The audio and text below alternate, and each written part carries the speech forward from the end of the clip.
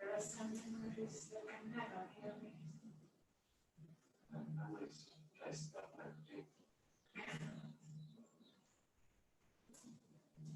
This is what I'm from.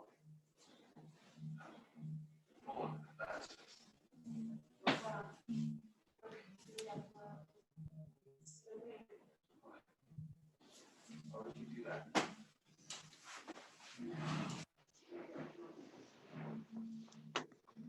Tell no one that you journey through the gate.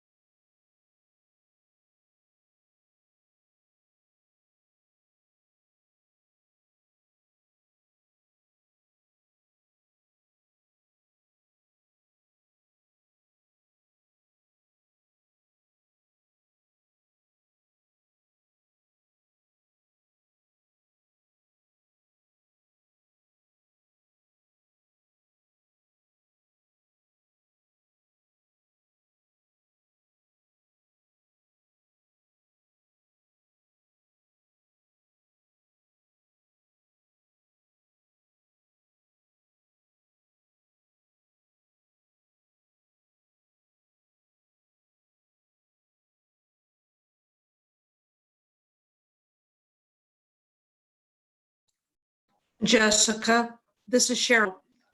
Did you get the chat? Yes, I responded back to it as well. I can oh, did you? Okay. So we're not live yet. We're showing a placeholder screen. Okay. Yeah, because Rebecca and Who is your part? I'm sorry. Go ahead. Go ahead. I said, since Rebecca and I are sharing the presentation, it may be better for us to just say next slide. That's perfect. Because the other thing is you don't know when we're splitting the presentation. So we'll just do that. You asked me who, you were asking me That's something? perfect. Okay. No, you're good. You're good. Is Rebecca going to dial in as her? Because it said guest a while ago. It shouldn't, it will either come up as Rebecca Bennett, or it will come up as Emerging Wisdom. Got it.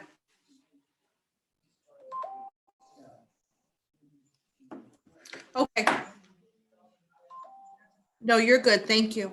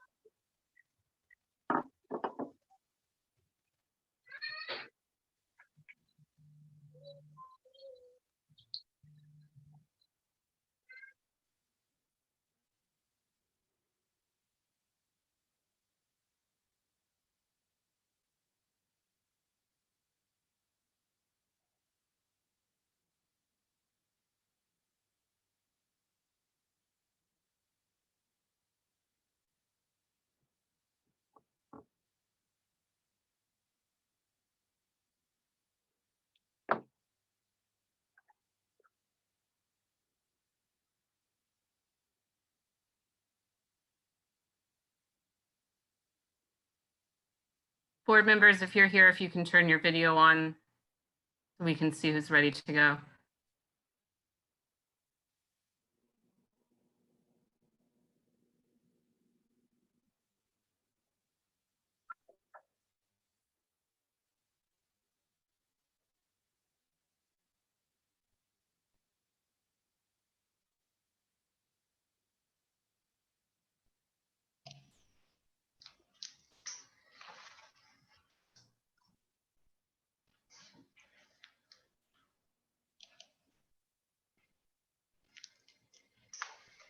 Susan, are you here?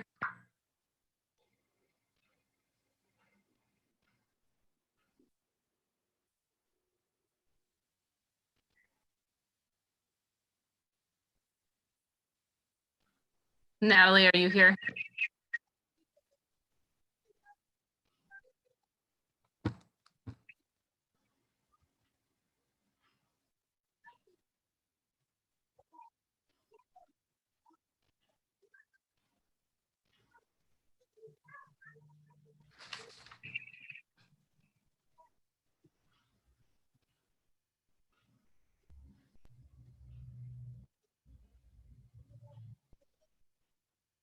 Who are we?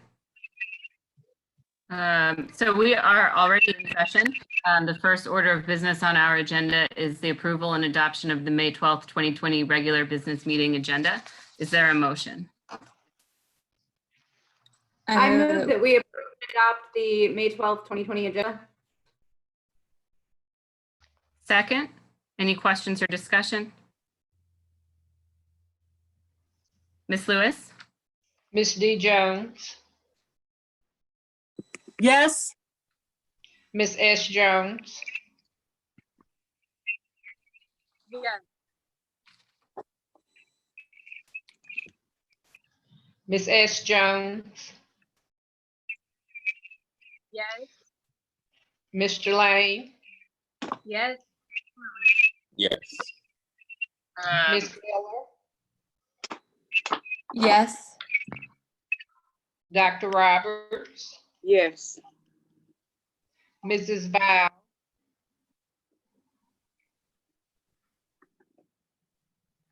Yes. Mrs. Rhodey Collins. Yes. Motion passed. So we have a number of minutes to approve. December 19th, January 14th, February 11th, and March 10th. We need to take each one separately. Is there a motion? Move that we approve the December 10th, 2019 regular meeting minutes. Second, with it noted as December 19th. Questions or discussion?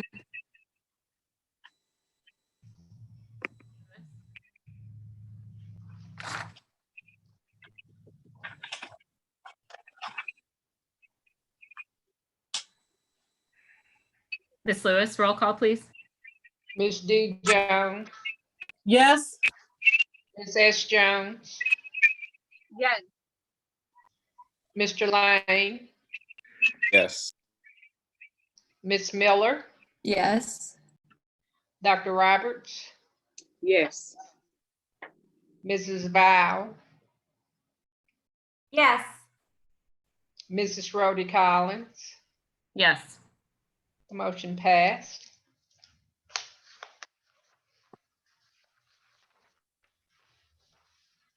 I move that we approve the January 14th, 2020 regular meeting minutes. Is there a second? Second. Questions or discussion? Ms. Lewis? Ms. D. Jones, Yes. Ms. S. Jones, Yes. Mr. Lane, Yes. Ms. Miller, Yes. Dr. Roberts, Yes. Mrs. Val, Yes. Mrs. Rhodey Collins. Yes. The motion passed. Is there a motion for the February 11th, 2020 minutes? I move that we approve the February 11th, 2020 minutes. Second. Questions or discussion? Ms. Lewis? Ms. D. Jones, Yes. Miss S. Jones, Yes. Mr. Lane, Mr. Lane, Yes. Miss Miller, Yes.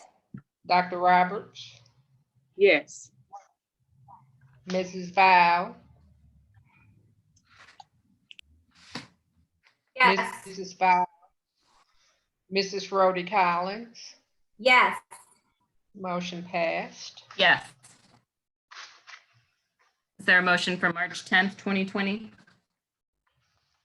I move that we approve the March 10th, 2020 regular meeting minutes. Second, questions or discussion? Ms. Lewis? Miss D. Jones, Yes. Miss S. Jones, Yes. Mr. Lane, Yes. Miss Miller, Yes. Dr. Roberts, Yes. Mrs. Val, Mrs. Val, Yes. Mrs. Rhodey Yes. Collins, the motion passed. Yes. Dr. Adams, Superintendent's report.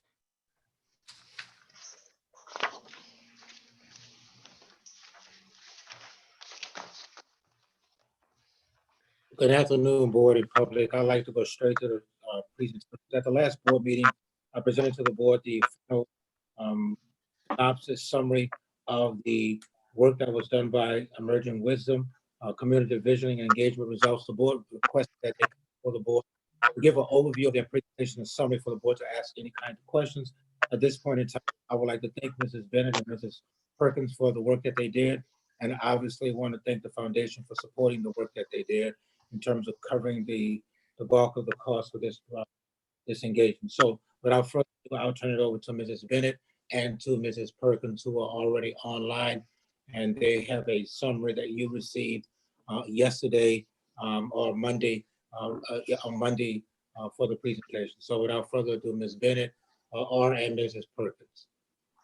And if you don't mind, before they start, if everyone else who is not from Emerging Wisdom could please mute, that would be excellent. Yes.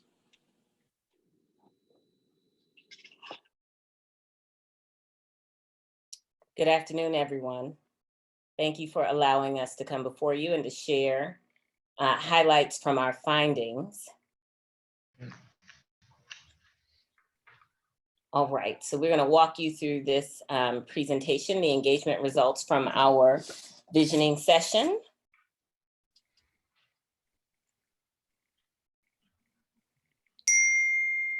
Can you advance, please? Thank you. So we had 12 engagement events over the period of 3 weeks from February 19th to March 12th. 6 of these were community visioning workshops, and we had about 657 attendees at these workshops. We also had 6 specific audience roundtables that were attended by nearly 300 individuals. And those individuals came from both internal stakeholder groups that are connected with the district and external stakeholder groups.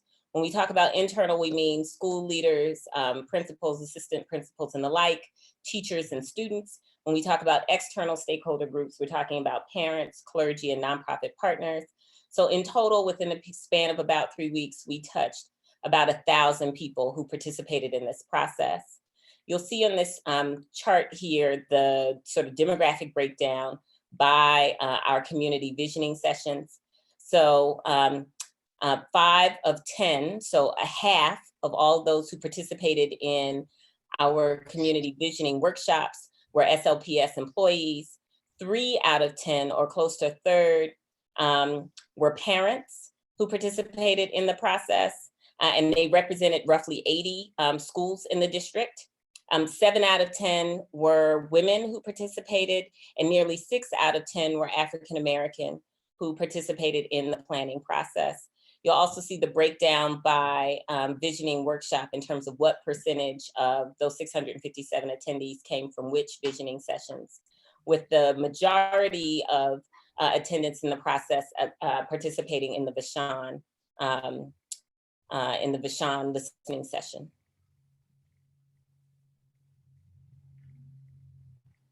If you would advance, please.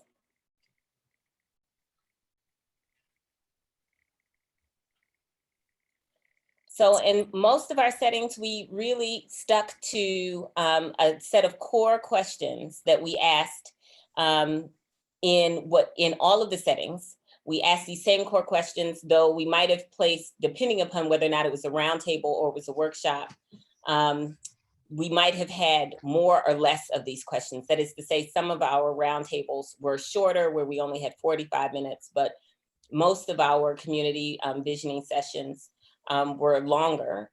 And so we asked these 5 questions. When you think of the district as it currently is, what 1 or 2 words would you use to describe it? Most people stuck to that, though several, of course, had many more things to say.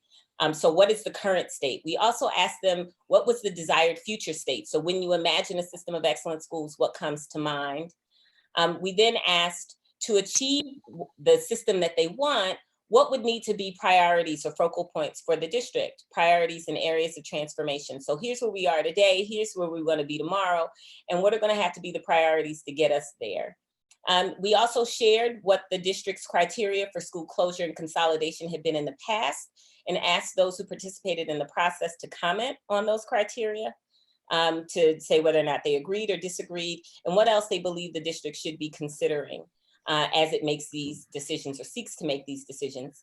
And then lastly, we asked people what might be done, what they thought might be done to lessen the impacts of school closures on district stakeholders and communities at large, and the communities that they serve.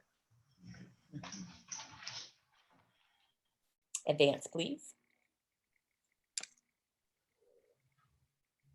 In the very first question, when we asked about describing the district as it currently is, we got more than sort of 800 descriptors from that provocation or that line of inquiry.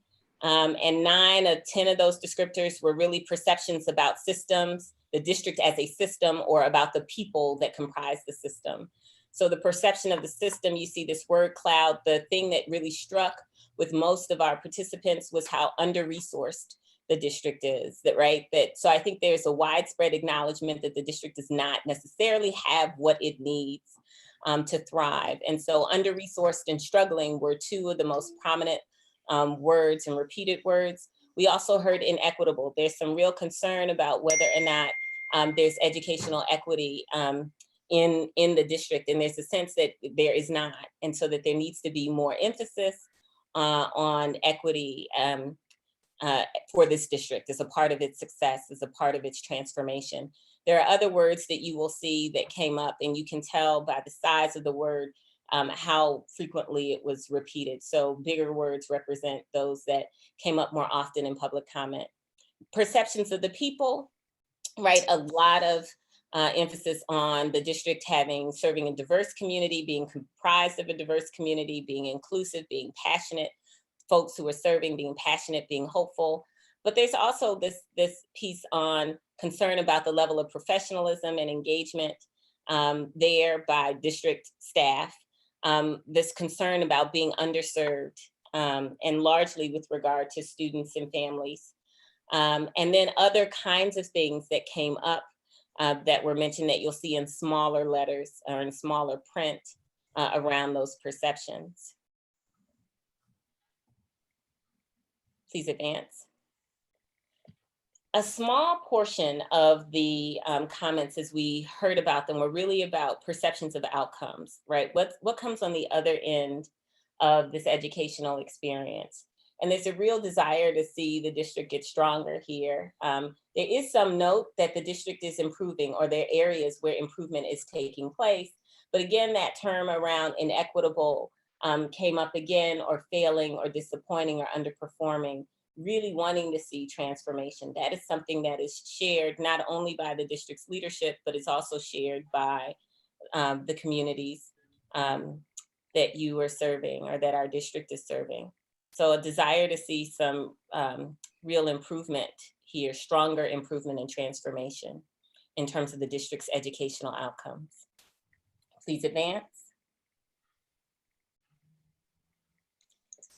So that was the first question. Tell us about the district as you understand it currently. And then we also said, tell us about the district as you'd like to see it, as you hope. This was after all a visioning process. And there were sort of 5 buckets of things that came up repeatedly. When people think of an excellent school system, they think about high quality staff, highly qualified staff. They think about improved physical, social, and emotional environment for students and faculty. They think about enhanced, culturally responsive curricula, given the student body and the families being served. They think about engaged parents and families, and they think about equitable practices, right? So those were the things that came up consistently in terms of what we heard. There's some additional detail there with regard to each one of these line items. So really in the qualified staff, wanting to see our school leaders empowered and our teachers well-trained. And making sure that our teachers and our leaders are trauma informed and have the kind of training about how to be effective with the students that they are teaching and whose development they are responsible for. In the improved physical and social and emotional environment, really wanting to make sure that school environments are welcoming and culturally responsive, and that there are equitable school policies and operations that really support and reinforce that. Really wanting to see from a curricula standpoint, rigorous and challenging curricula that prepares students for the opportunities that are ahead for them and for life, and wanting that to reflect students' ethnicity and cultural and learning styles. So wanting that to be integrated as a part of that. Really wanting to see parents as partners in the district's work and in the work of learning and education, and wanting families to really be treated as valuable members of the school community. And then a real emphasis, which comes up in many different contexts here, on equity and equitable practices, particularly around resource distribution with regard to our academic offerings and how students are, what expectations they have, how students are disciplined, how classrooms are managed. So in every aspect of educational function, really wanting to see equity be centered.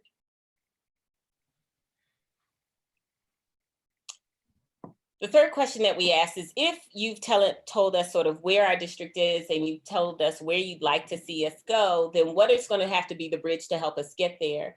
And those are the priorities. There were 10 priorities that came up. You'll see the percentages there are associated with the number of small groups in our community visioning sessions that said that this was a priority. So 92%, we did our facilitation in small breakout groups. 92% of all of those breakout groups said that a top priority was teacher quality and retention, followed by making sure that there were increased student supports and services, again, an emphasis on enhanced curricula and parent and family involvement, and investment more in neighborhood schools, seeing a distinction between what happens in magnet school settings and what happens in neighborhood school settings, and really wanting to see the strengthening of neighborhood schools. A recognition that policy advocacy is going to be key for the district to be able to get the kind of resourcing that it needs in order to do the heavy lift that it has before it. A commitment to strong school leadership and to community partnerships that really help meet student needs, that what the district needs isn't just within its walls, but it's also outside of its walls through partnerships that community can stand up and help support, making sure that our students are ready for college and careers, and having the kind of technology and digital literacy that really prepares students for the rigors of the digital economy in which they're going to find themselves. Next slide, please.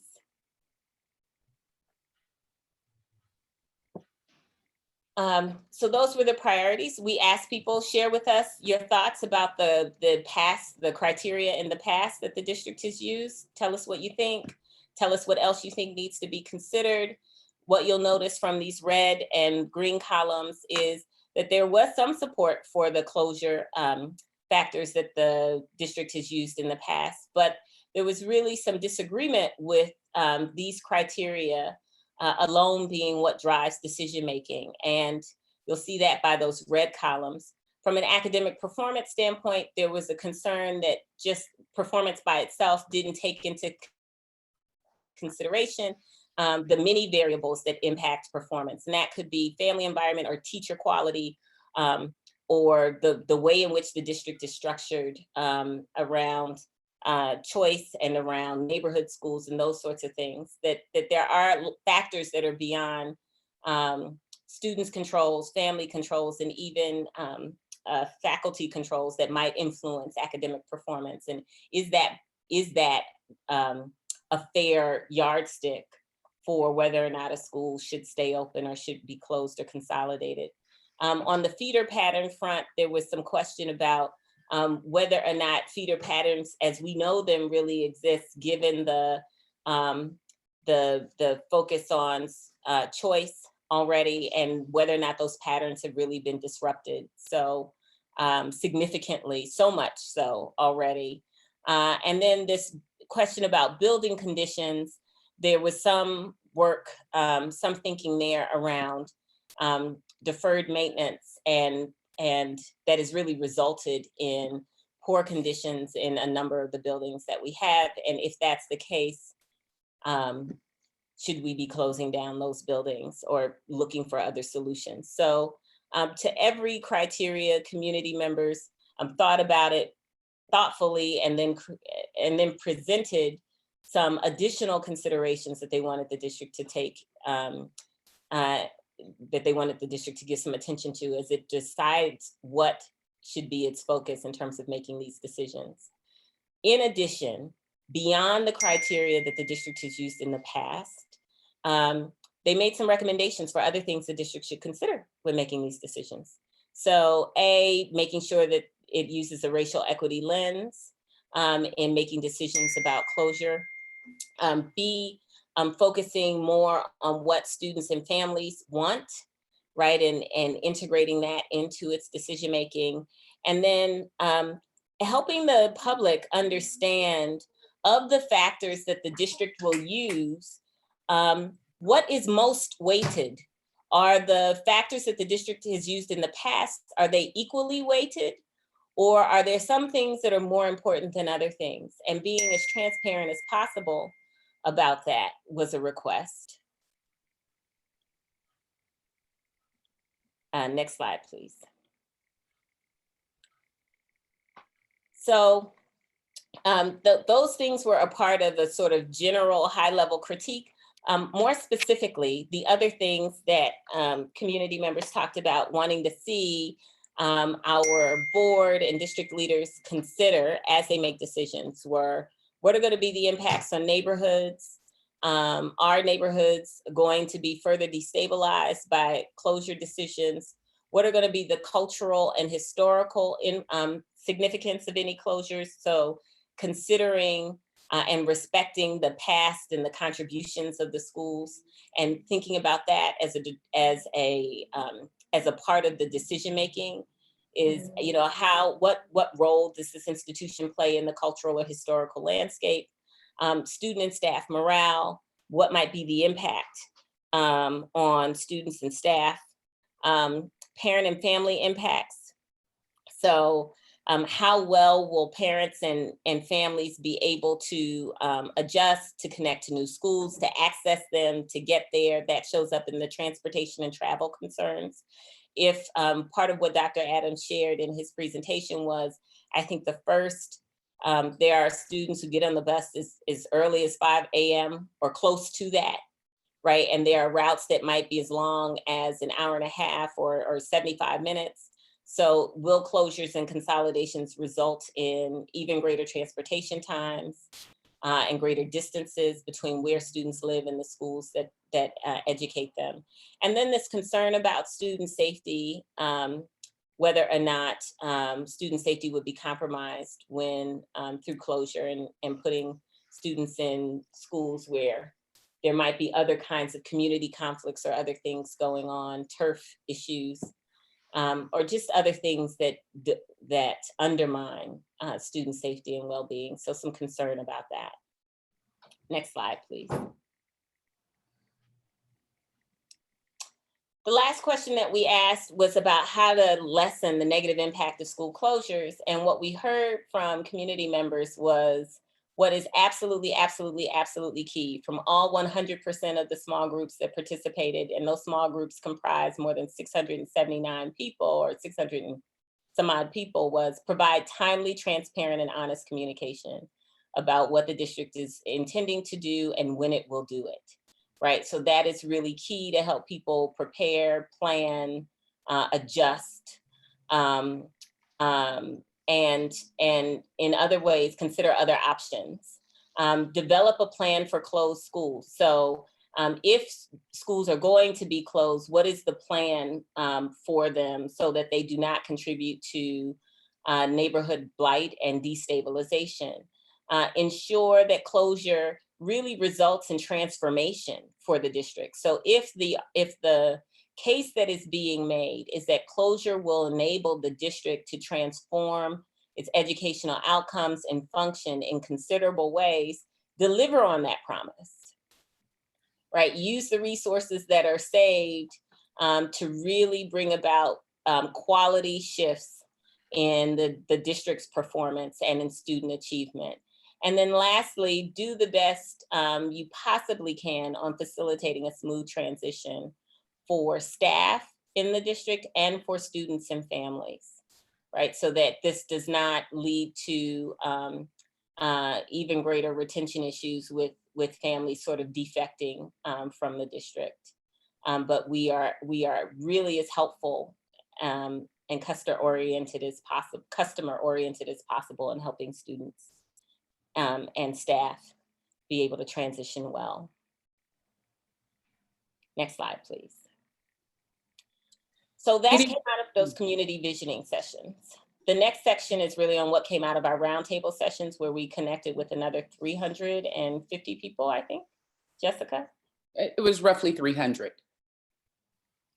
Okay, thank you. All right, good evening. This is Jessica Perkins. I am going to spend a little bit of time kind of giving you some background on what we heard from the roundtables. Can you please advance the slide? Thank you. So we engaged approximately 300 people in the roundtables. Our externals, and that's that dark green outer circle, were of course the nonprofits, where we had 33 individuals, and then faith-based or clergy, we had 65. We somewhat put parents and family members as an interim between internal and external, because they're not exactly totally internal and they're not totally external. And then we had our internal audiences were students, teachers, and principals. This entire group of folks basically comprised about 30% of the total number of individuals that we engaged during the process. Please advance.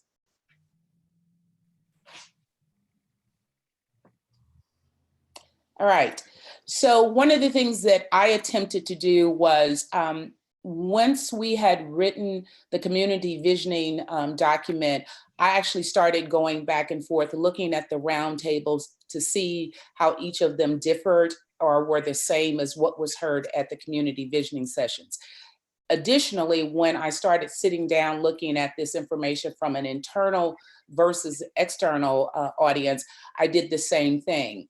And as you can see, just to kind of note here, in the first line about well-funded schools, you notice that it is bolded. You will notice through all of the information that you will see in these tables, if the text is bolded, that means that 2 or more of the audiences actually made that statement. So as you can see, the district excellence looks like well-funded schools. Parents, teachers, and students stated that. So I'll just go through and talk about the bulleted ones.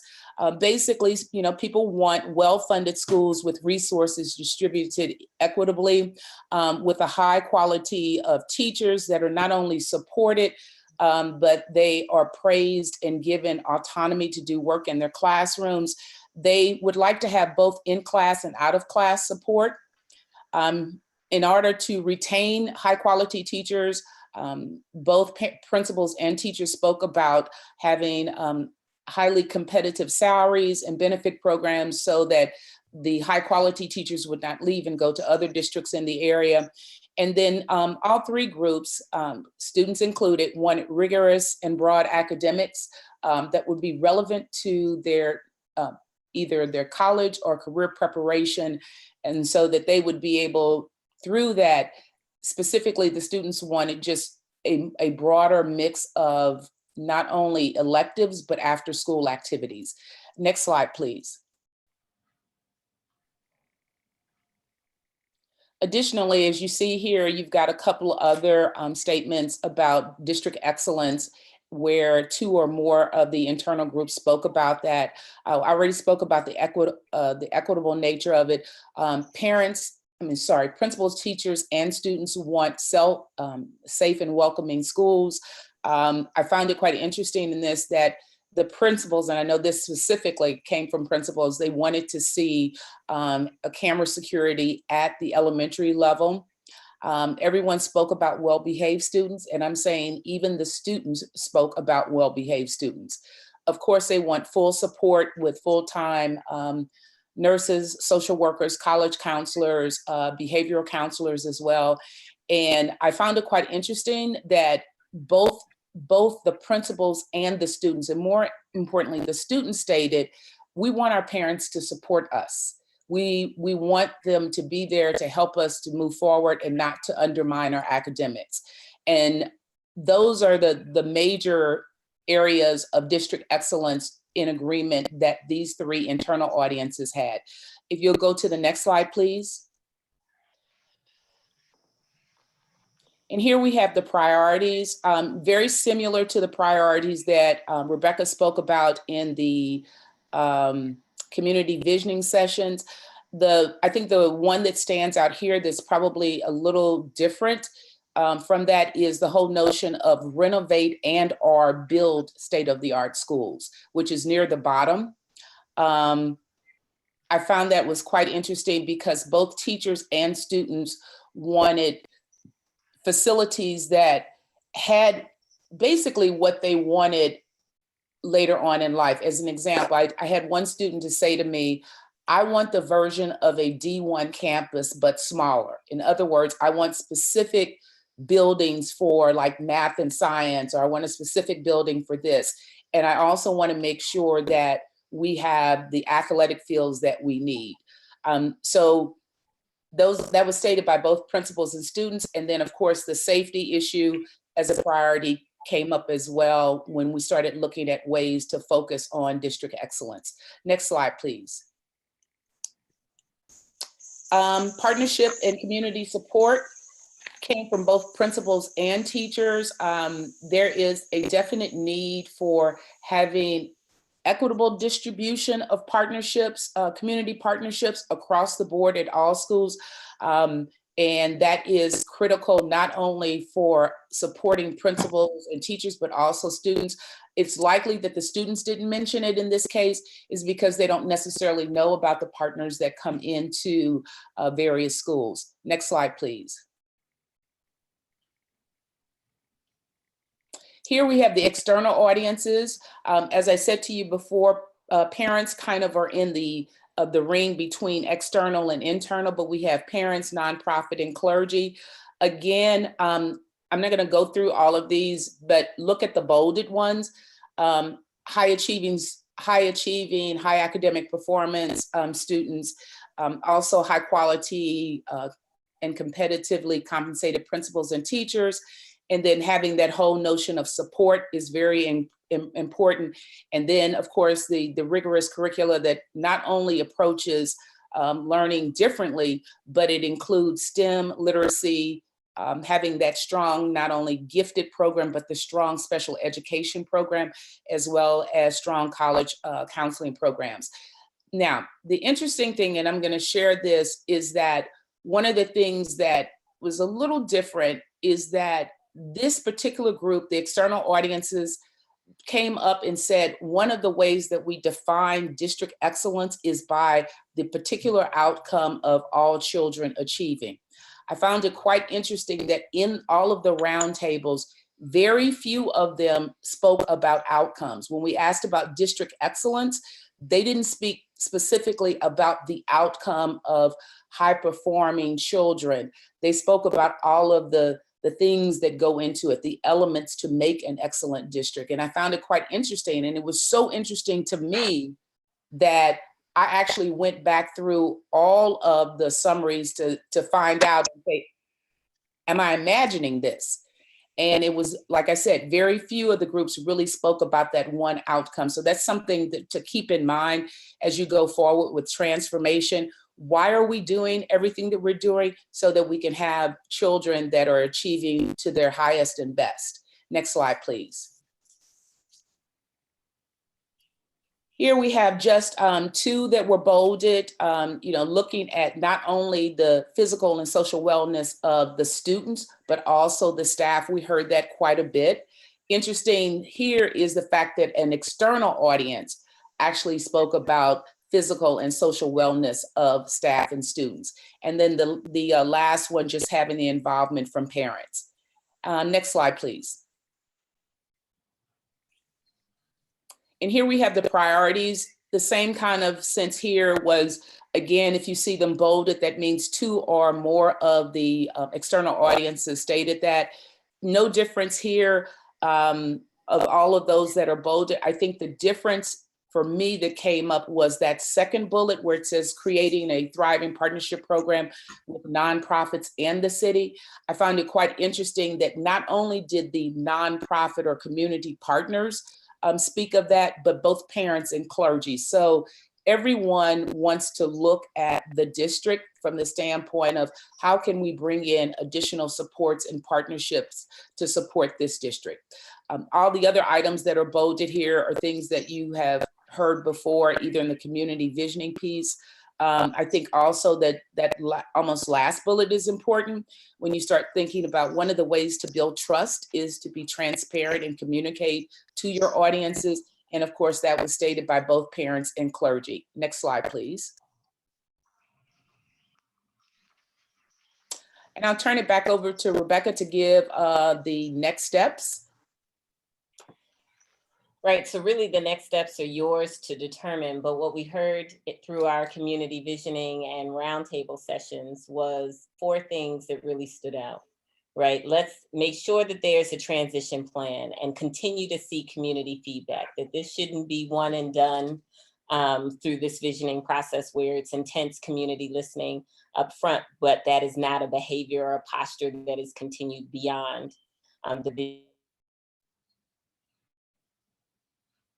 back.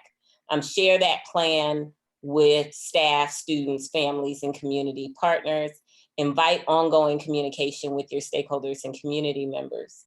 We also heard that it's really important to advance accountability and equity here, right, is what happens next. So really be clear about what the district's priorities are and make the case for how closures and consolidations today keep the district from experiencing the same level of crisis 3 to 5 years from now, where it's having to make a similar set of really difficult decisions around how many schools it is operating and are functioning. So, right, how will the actions taken today strengthen the district's overall performance and stability and help transform its outcomes? Making that case clear. We heard from Dr. Adams in his presentations. He talked about some of the priorities he has, and looking and hearing from the board, the priorities are it really able to sort of make it clear to students, to staff, and to others. These are the priorities for transformation for this district, and if we invest in them now, these are the outcomes that we anticipate, and this is how we're better off, not just today, but in the foreseeable future. The public wants to hear that case.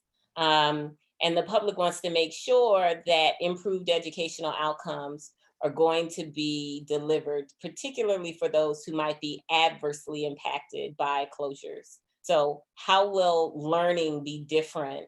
How will the quality of education be different for those who might be further disadvantaged by closures and consolidation? So they want the district to deliver, and that's the advancing accountability and equity. There was also some repeated sort of focus on undertaking phased closures if they're going to need to be significant closures. there was a desire to see that happen over time rather than see that sort of happen all at once. So, and there was an emphasis that phase closures would help preserve culture and lessen negative impacts and give the community time to adjust, prepare, and then, if possible, pursue better options where possible. And then lastly, I think from a moving forward standpoint, what we heard was how important it is for the district to maintain stewardship of closed schools that don't necessarily have a clear buyer or new occupant identified. So what the public didn't want to see was schools being closed and becoming vacant buildings that further destabilize neighborhoods and communities that have already experienced historical and contemporary divestment, right? They didn't want the district to contribute to that. And so what could the district do to help maintain those properties until such time as ownership is transferred? Or what could be done to consider innovative ways to repurpose those buildings, perhaps through community partnerships that could help address the needs of the students and the families served or of the surrounding neighborhoods. So those were the things that we heard from community high level about what might be the next steps in this process. So thank you for giving us this opportunity to serve in this way. We are appreciative of the journey and we are open for any questions or comments.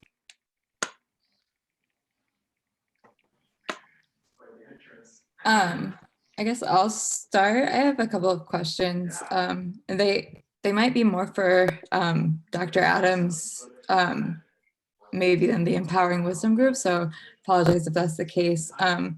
I read through the reports and also went through and sort of identified some of the themes, and I appreciate your bringing them to light in this very clear way. I am wondering, I guess a couple of things. So one would be, what kind of plan do we have to address these sort of themes around highly qualified staff and safety and family engagement, improving student services? And if we don't have one right now, what is the plan to make a plan, I guess, or what are the steps that SLPS will be taking to create a plan to address these things?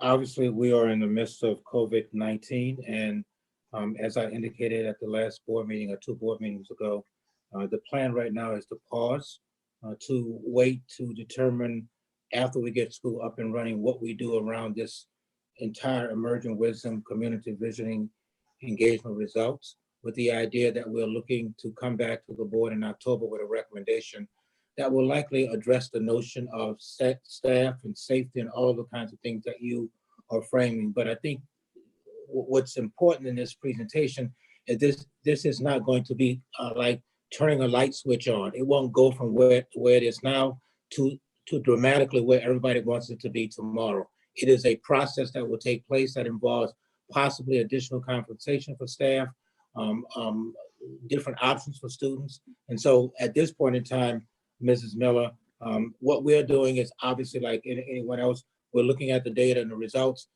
but we are thrust right now in the notion of closing out this school year before we begin a detailed conversation in June around this presentation, as well as a recommendation that might come before the board in October. Thank you. Just to sort of follow up and tie it into the school closures conversation that was sort of being discussed at the end, I'm wondering what the sort of idea is around school closures right now, or I know it was something that we were holding these workshops in order to sort of discuss, and then is that also on pause right now until after the COVID, or until a specific date?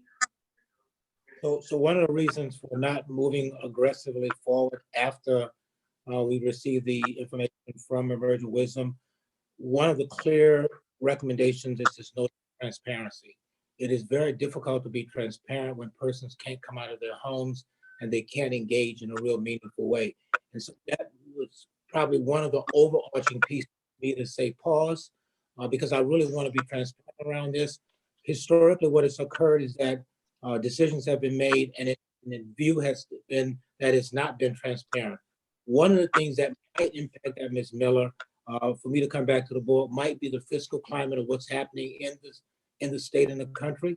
If we are positioned at our next board meeting in July with a budget that is dramatically impacted what's occurring, then it will be my obligation to come back to the board to look at this notion of closure earlier than the time period that I might want to. But at this point in time, based on the data I have, and it's not all complete, I would not be making a recommendation to the board in October.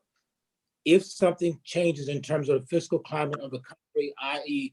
and the state funding and district city funding, then I might be coming back to the board as early as July with some recommendations that might address one of the recommendations that came out of here, some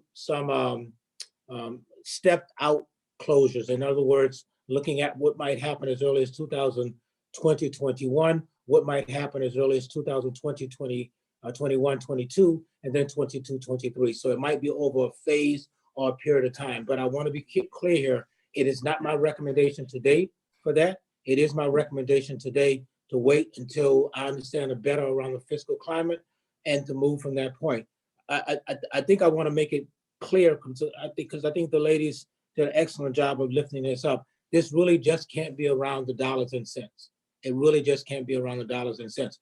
That's one of the impacts. But if we make decisions just around the dollars and cents, I think we do a disservice to the work that has gone on before and to this community.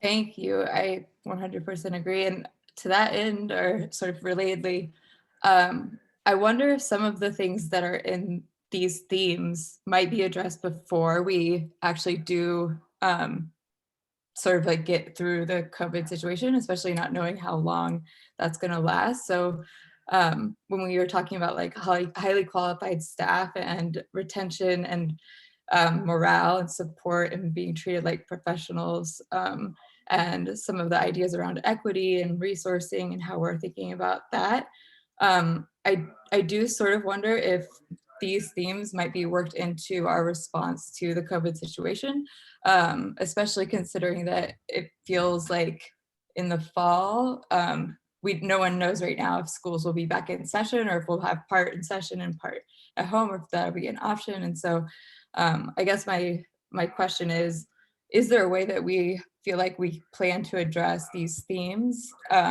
in the past COVID world? Yes, ma'am. I think there are some small ways we will look to do that.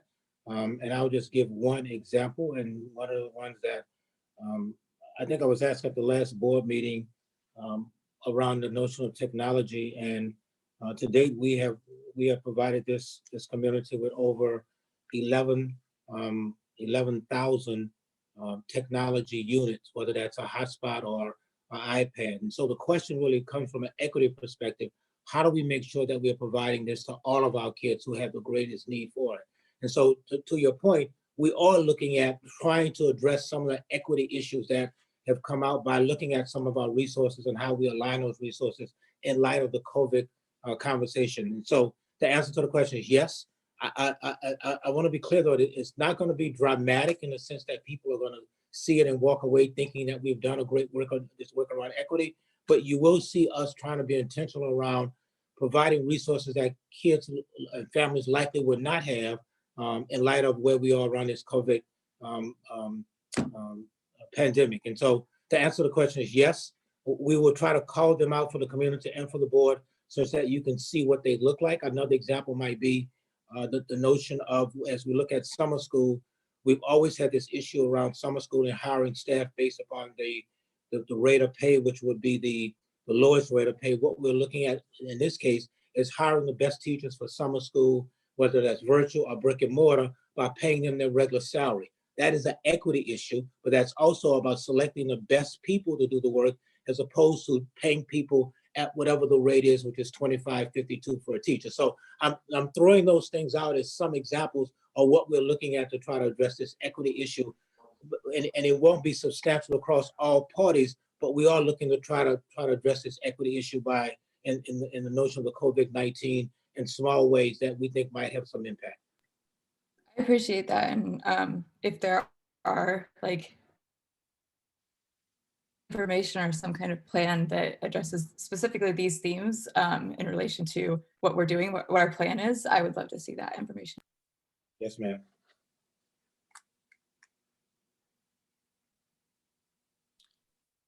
So first, I would like to thank Dr. Rebecca and your staff for all the work that you did in pulling this together. I really like the long report and just the detail that went into the data around that. Before I ask my question, I know President Rhodey Collins, you asked us for suggestions and requests after our last work session. So there were, I think, a couple of questions within my request. I just don't know, has that been passed along to Empower or the superintendent, or should I just go ahead and ask those now? Yes, all that was passed along last week or the week before. Yes, Mr. Lang, I received it and I forwarded it to Mrs. Bennett and to Mrs. Perkins. So they did receive your information. Matter of fact, the entire board's information prior to them putting that presentation together. So they should have a copy of it.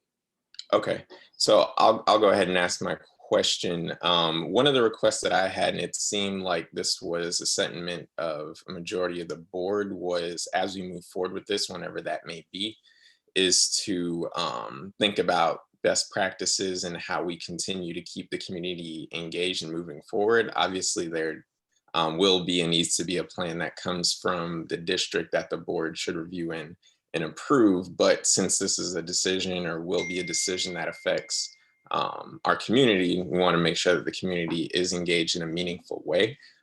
So my question is just, what would you all recommend as some best practices around engaging? Because I know before that was a topic that came up from our board, and having certain conversations, what's the best way to do it, or some just good ways to make sure voices are heard and people are part of the conversation and influencing the decision-making process. Thank you for that question.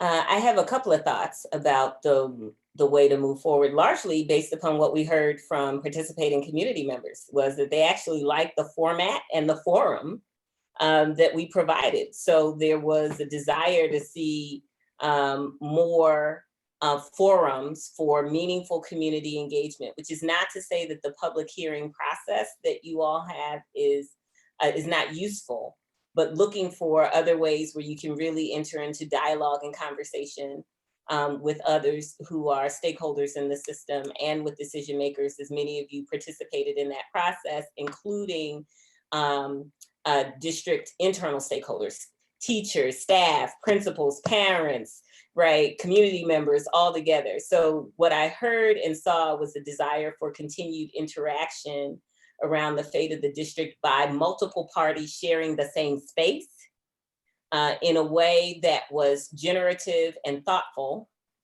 right? So to allow people to source solutions and ideas and not just respond to a set plan. That stated, I also heard desires for what is the plan, right? And so I think that in the near term, as the district firms up what its priorities are based upon what it understands to be best practice in educational space, right? Because there are ways in which you have access to information that many of us might not. What is it that you know is best practice in educational space that really works and is transformative? What is it that community has said is really strong priority, right? For it, and how do both of those things get overlaid with racial equity, right? Somehow a plan that contains community priority, what district knows is best practice and effective, and that has a racial equity orientation based upon what consistently kept coming out, creates the basis for this is the transformation that we as a district are embarking upon.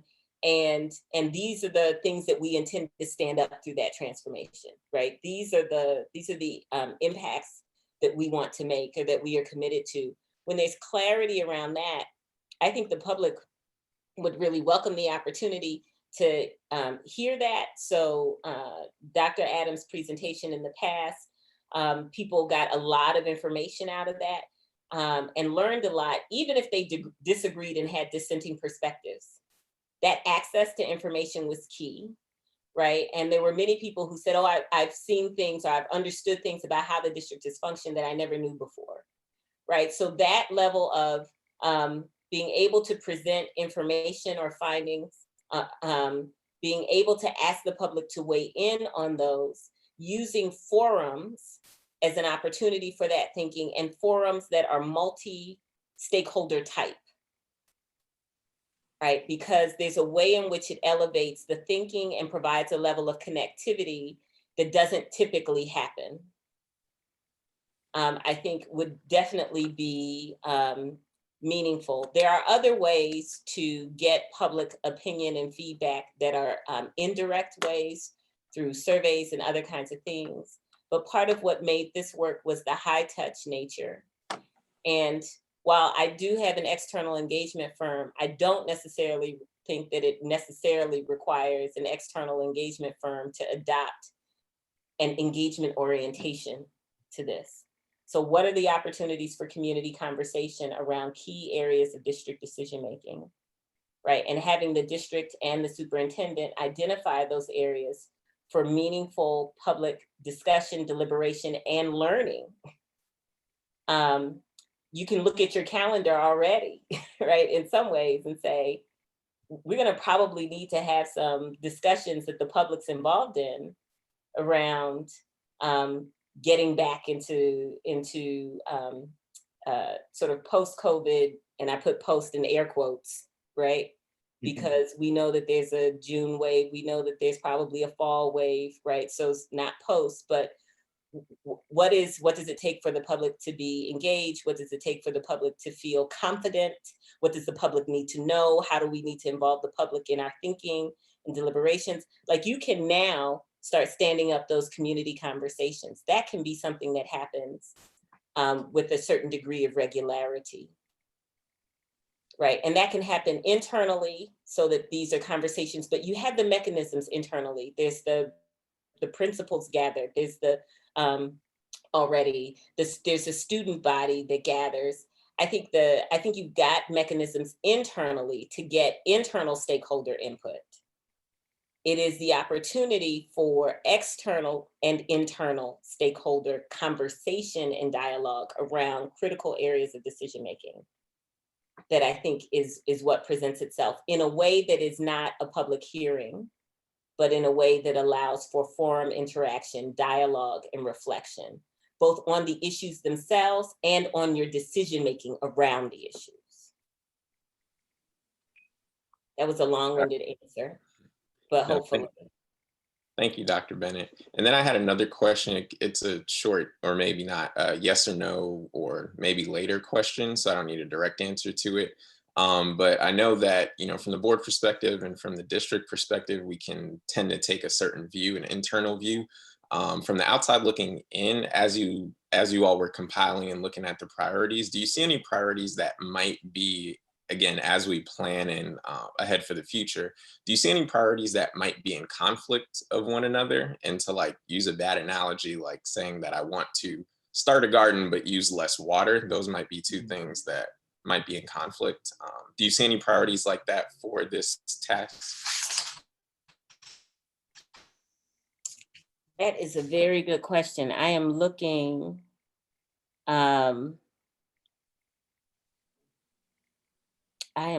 now at the big report.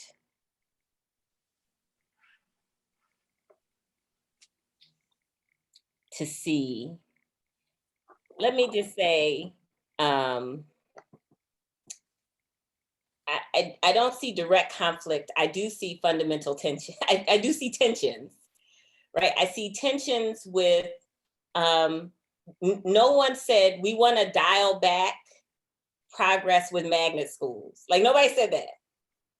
They didn't say that. At the same time, so we didn't get calls to eliminate choice. But at the same time, we also want to make sure we like what choice brings, and we want to build up the base. right? So, and the way that is often experienced is that the advent of choice really destabilized the base, what we might call neighborhood schools, right? So there's a desire for a both and, that given your current set of realities, right? Fiscal realities, policy realities become more challenging to achieve and might present conflicts in your decision-making, even while the public says, we want it all, right? We want to have our neighborhood schools deliver high quality educational excellence. And we also understand the value of specialized schools, right? We want to maintain, to the extent that we can maintain feeder patterns, we want to do that, but we also know that the advent of choice disrupted feeder patterns. Like we want to, right? So there are these places where there is tension. And the question is, how do you resolve that? How do you resolve that tension when you don't have an infinite set of resources? That is where the conflict arises. So I don't see, Board Member Ling, I don't see the conflict that arises is, what do you do with limited resources? That is the conflict. That is the fundamental conflict that arises. Because quite honestly, in looking at this and having participated in the district's earlier planning process, having looked at the transformation pillars, there's very little that the public has said that really represents a deviation from what is already captured in much of the transformation pillars. In many ways, what the public has said is a reinforcement. In many ways, it is a reinforcement. But the issue is that it would like to see it move from plan into actual educational experience and outcome. And that requires a massive infusion of resources. And this process is seeking to figure out, how do you get that infusion of resources, which might will in fact mean that there is pain in the short term to get transformation in the long term. And there's a fear that that transformation might not be delivered. So I don't know if that answered your question or not, but it is what I have noticed. Thank you. Yeah. I'd like to ask a question, please. Yes, ma'am. I'd like to know, I sat in on 5 of the workshops. And I was just concerned that I didn't see any type of recording going on. Did you guys record this? And if so, where can the public go to view the recording? Because this was a lot of good information that you have put together. And it's a lot to digest in just a few minutes that you've been able to deliver what you have.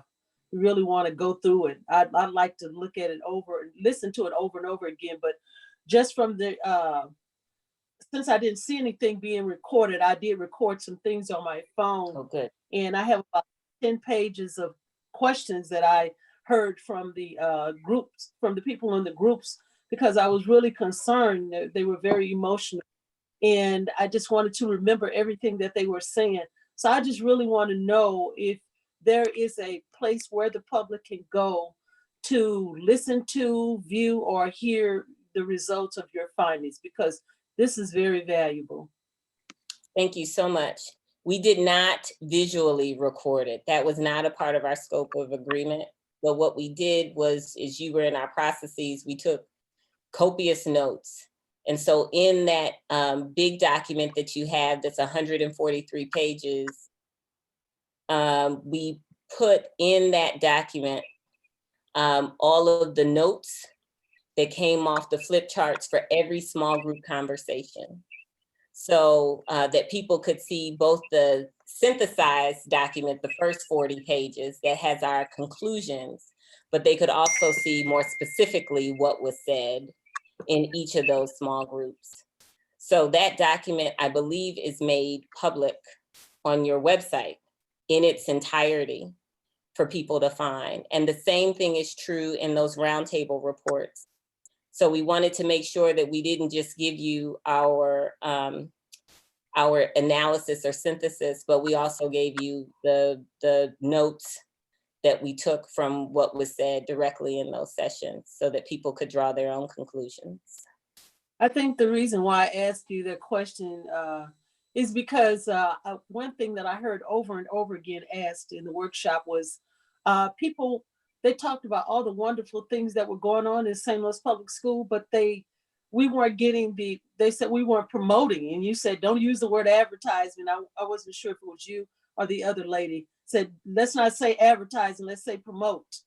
We weren't promoting the district like we needed to, or getting that information out about what's really going on so that people can become more hopeful about where we're going in the future.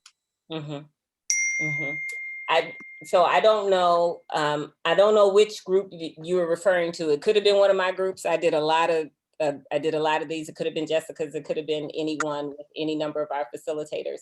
I do know that there is a desire to see a campaign, as it were, and this is language that I am using as an interpretation, but a real desire to see a different story or narrative around the district, right? Around what is working in the district, about what the positive outcomes are. I mean, you'll notice even in the, describe the district as it is today, a lot of that was like, it's under-resourced, it's struggling, right? It's not, there was no sort of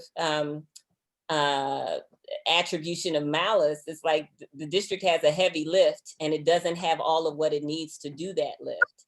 Right. But even in the midst of that, part of that was it's improving. Like what is the story? What is the narrative of improvement that is there?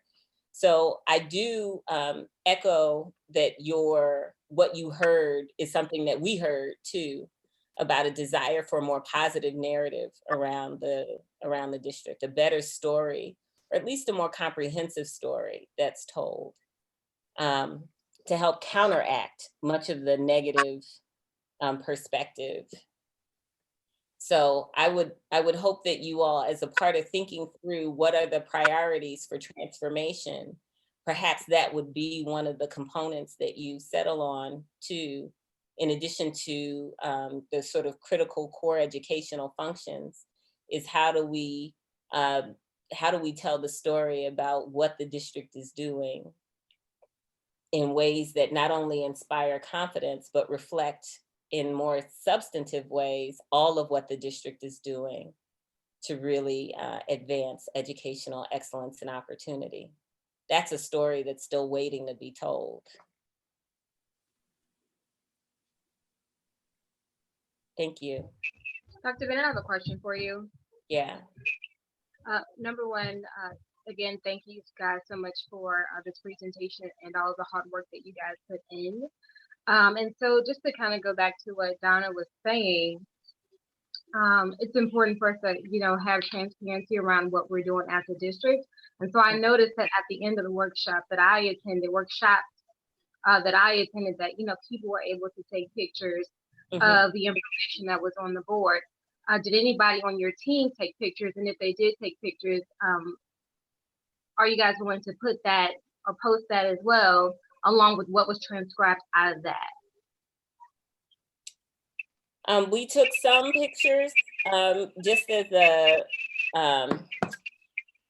for me, I take pictures of everything that I do so that I can make sure that I get the information in the event that I lose the actual sheets, right? Or that something happens. I basically have an insurance policy. I do not know whether or not all of the facilitators that we have took pictures, but it is something that I can do to request whether or not there are any photos of those documents, and if so, to make them available to the district. But I will not say that it was the practice of everyone to do it, though it has been my practice to do it. Got you. And thank you so much for your response. And just to add on, I know that you were speaking of, us telling a story. And I definitely agree with you about this whole community conversation piece, which is what we actually practiced years ago, where we had the superintendent on a live discussion and basically answering questions from the community, which turned out to be extremely effective. But what I would say though, instead of us working to tell a story or to make sure that a certain narrative is happening, we need to be talking about the real action that this district is taking to actually, answer some of these issues that we're dealing with right now, instead of trying to create a narrative, actually, say what we're doing that's, happening right now, not trying to create a story. Yeah, and perhaps it is my choice of language that is not the best. I am not advocating that you create a fiction, because that's not helpful. So when I use the language of narrative or story, what I'm really talking about is ways of communicating what the district is doing that are impactful. That's really what I'm talking about, because this district is struggling under the weight of perceptions that it is failing by many who say the district isn't doing enough, the students aren't learning enough, right? And there's more that can be done. And I think while there might be agreement that there is more that can be done and should be done, I also don't think that most people know what is being done. So when I talk about narrative, I'm really talking about how to tell that. What is the district doing, so that there is more information and more understanding about the operating conditions of the district and the actions of the district. Because I think many of the people who participated in the process were also surprised about the operating conditions of the district. Right? They did not know that the district is laboring under some requirements that other districts don't have to. They didn't know that the cost of transportation is 3 times the cost, right? They didn't know that there was a lot that people don't know shape the decisions that you all have to make. And they are things that you are aware of, but they are not necessarily things that even the average parent might be aware of. So I think the information about what are the operating conditions, but also here's what we're doing, is key as a part of talking about the district and its work, its prime directive, right? Its impacts. And quite honestly, this district, unfortunately, and so I want to say this about narrative, and then I'll step back to, right? We cannot underestimate the role that race plays in perceptions of our district. And so I really want to say that there are, and there has been a sustained undervaluing of public education. And that a lot of that undervaluing of public education has been because those who are being served by public education, in our case, and in many cases, largely Black and Brown students and families, are often considered undeserving. Right, and that there are dominant narratives around how we learn or don't learn. Those are unfair perceptions that I think all districts, particularly urban districts, end up struggling under. So to the extent that we can tell another story there too, shine a light on a different truth, on the families and the teachers and the students, and our ability to learn and excel when given the same quality opportunities, that is an important story, and it's an important truth.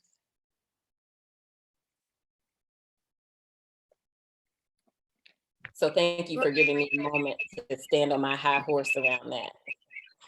Thank you, Dr. Bennett. We're on the same page with that, so thank you again.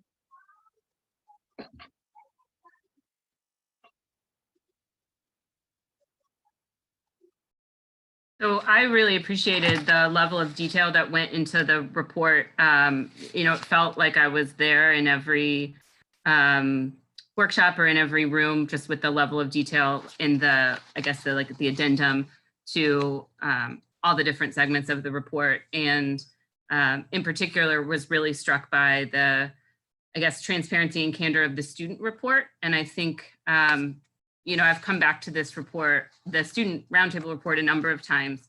And so I appreciate how well you were able to capture what the students who participated were thinking and feeling about the district. And I think in line with the bigger report, how the community is really asking that we center those voices, I think is truly important.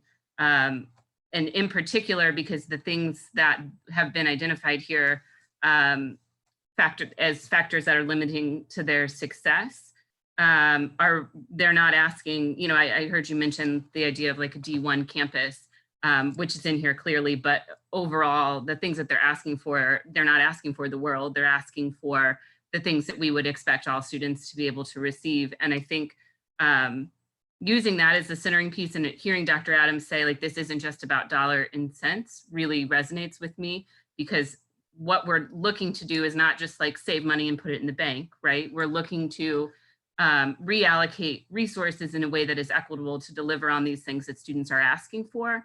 And it feels to me that there really is an opportunity here to deliver on the students, I guess what they're asking for, the qualities of excellence and the qualities of equity that the students in particular are asking for. We have an opportunity to do that if we didn't have quite so many school buildings, right? And so if we can center these voices of the students here, we can give them things like more foreign language, more AP classes, looking at computer lab in every building. These are the things that the students are begging us for.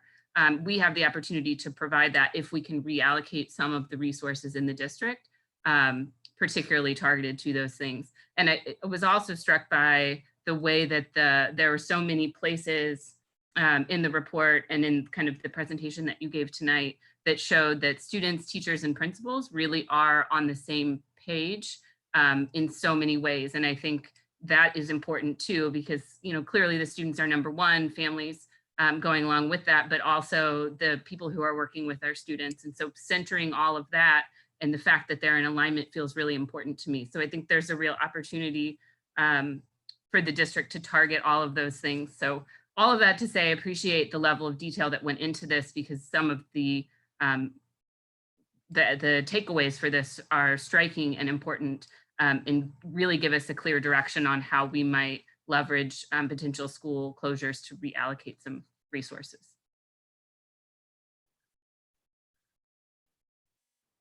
Good evening, Dr. Bennett. I'd like to echo the sentiments of my colleagues as well and pay tribute to the fact that your team made it possible for the community to feel empowered to be honest about what they want in a district of excellent schools. So again, thank you for that hard work. Thank you. I wanted to add that the comment about the students, I think I'm so glad you pulled out that they weren't asking for the world. So the D1 is an exception, right? They just said, can we have, can all of our schools have access to technology that's current? Right. I mean, that many of the requests were not asking for the moon. It was consistency, right? Consistency or access or quality that was being asked for, which is within the purview, right? With the proper resourcing, it is within the purview to be able to deliver. So the students weren't asking, in most instances, you're right, they were not asking for the moon. They were just asking for consistent access to things that were going to be working when they needed them. So, and all things that are well within what they should be able to get as a part of a quality education. So I also want to thank all of you for participating, because you all participated in the process. I know we saw a number of you who came out on multiple occasions to everything that was going on. So a deep bow to you, board members, for being active and present and visible. That made a difference in the process. So when moving forward in additional kinds of community engagement opportunities, one of the best practices is for you all to remain visible. Please, both in your decision-making capacity as a Board of Education members, but also as, you know, committed community members and activists and champions, right? Your presence in those community conversations makes a difference, because people can access you, they can touch you, they can talk with you beyond the formal decision-making apparatus.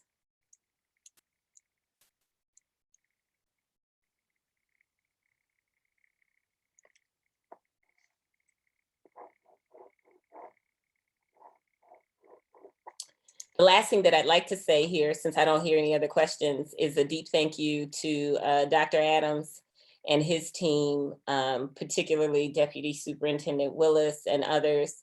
There is no way that we could have done, what was it? How many events is on the, at a certain point I lost track because there were so many, but there were 12 or 18 or 13. There's just no way that we could have done all of those events in 3 weeks time, 3.5 weeks time, without the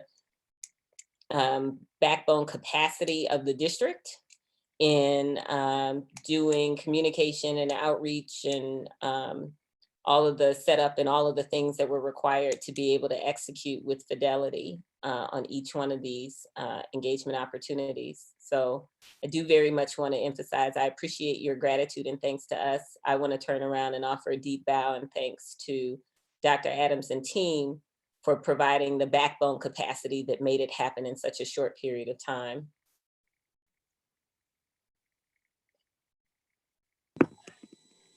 Thank you.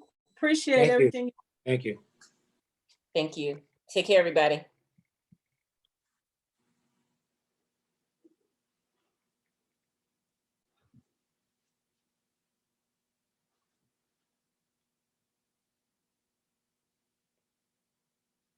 Board, there's one more presentation that is going to be provided by the CPN tonight. That is going to be Mr. Jay Hartman and Dr. Priscilla Dowden White, Professor Amsel, who is also the board chair for the CPN. So without further ado, I will turn it over to Mr. Hartman and to Dr. Priscilla Dowden White.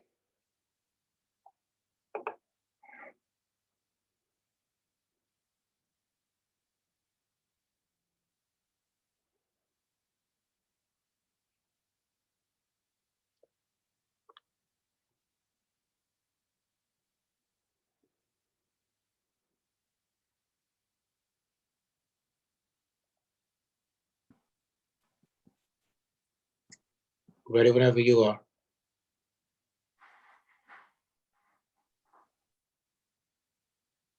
Mr. Hartman, ready whenever you are.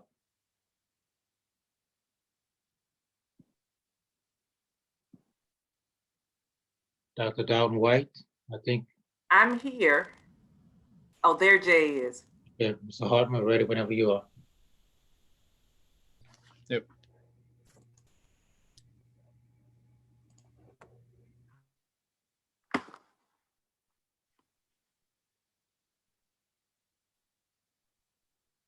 It looks like he's frozen. It does. Can you carry on, Dr. White, without him for right now? I will. All right. First, I'd like to say good evening to the board members and to everyone who is in attendance this evening. As president of the Consortium Partnership Network Board, I'm delighted and honored to have this opportunity to introduce myself to you and to share with you why I, along with the CPN Board of Directors, are so invested in the success of this initiative. I'm honored to serve on the CPN board along with Mr. Marcus Robinson, who is the Vice President, and Ms. Vivian Corbin, who is the parent representative, Ms. Susan Jones, of course, who is on the school board, and Dr. Adams, our superintendent. Can you advance to the next couple of slides, please?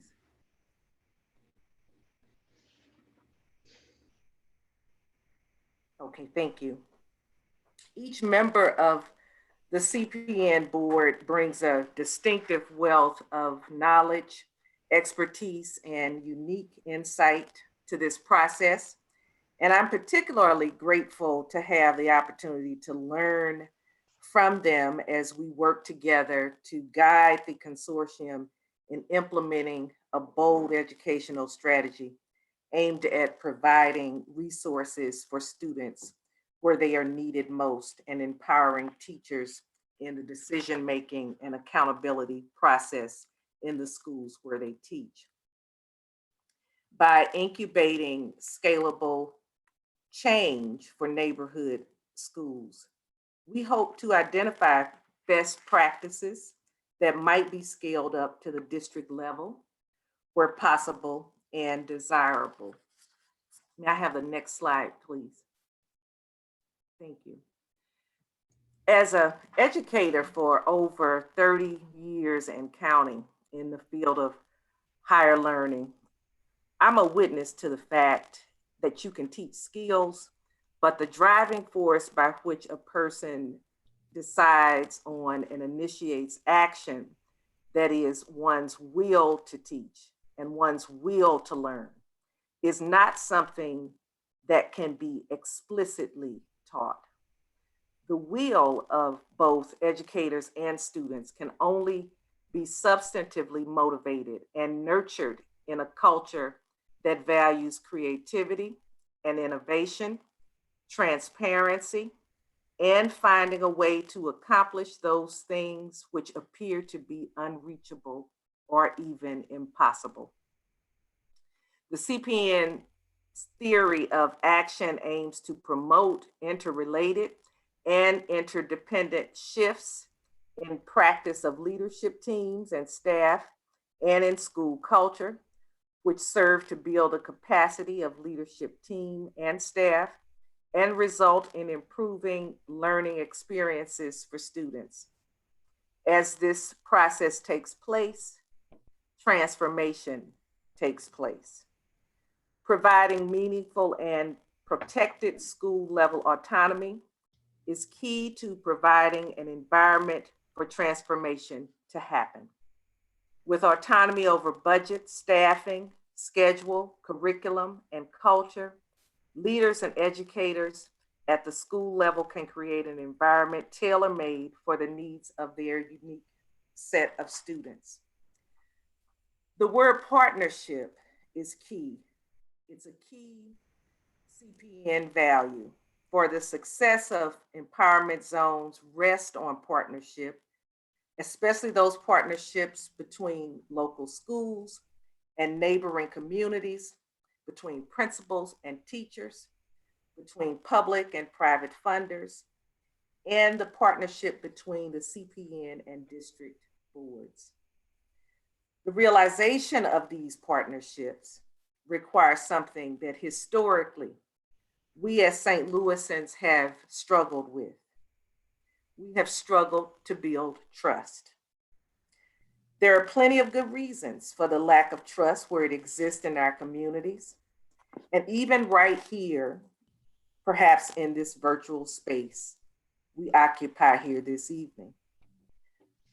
We have history in this city that would cause one to wonder if the CPN is an educational initiative aimed solely at trying to transform struggling schools, or is it just a new brand of takeover?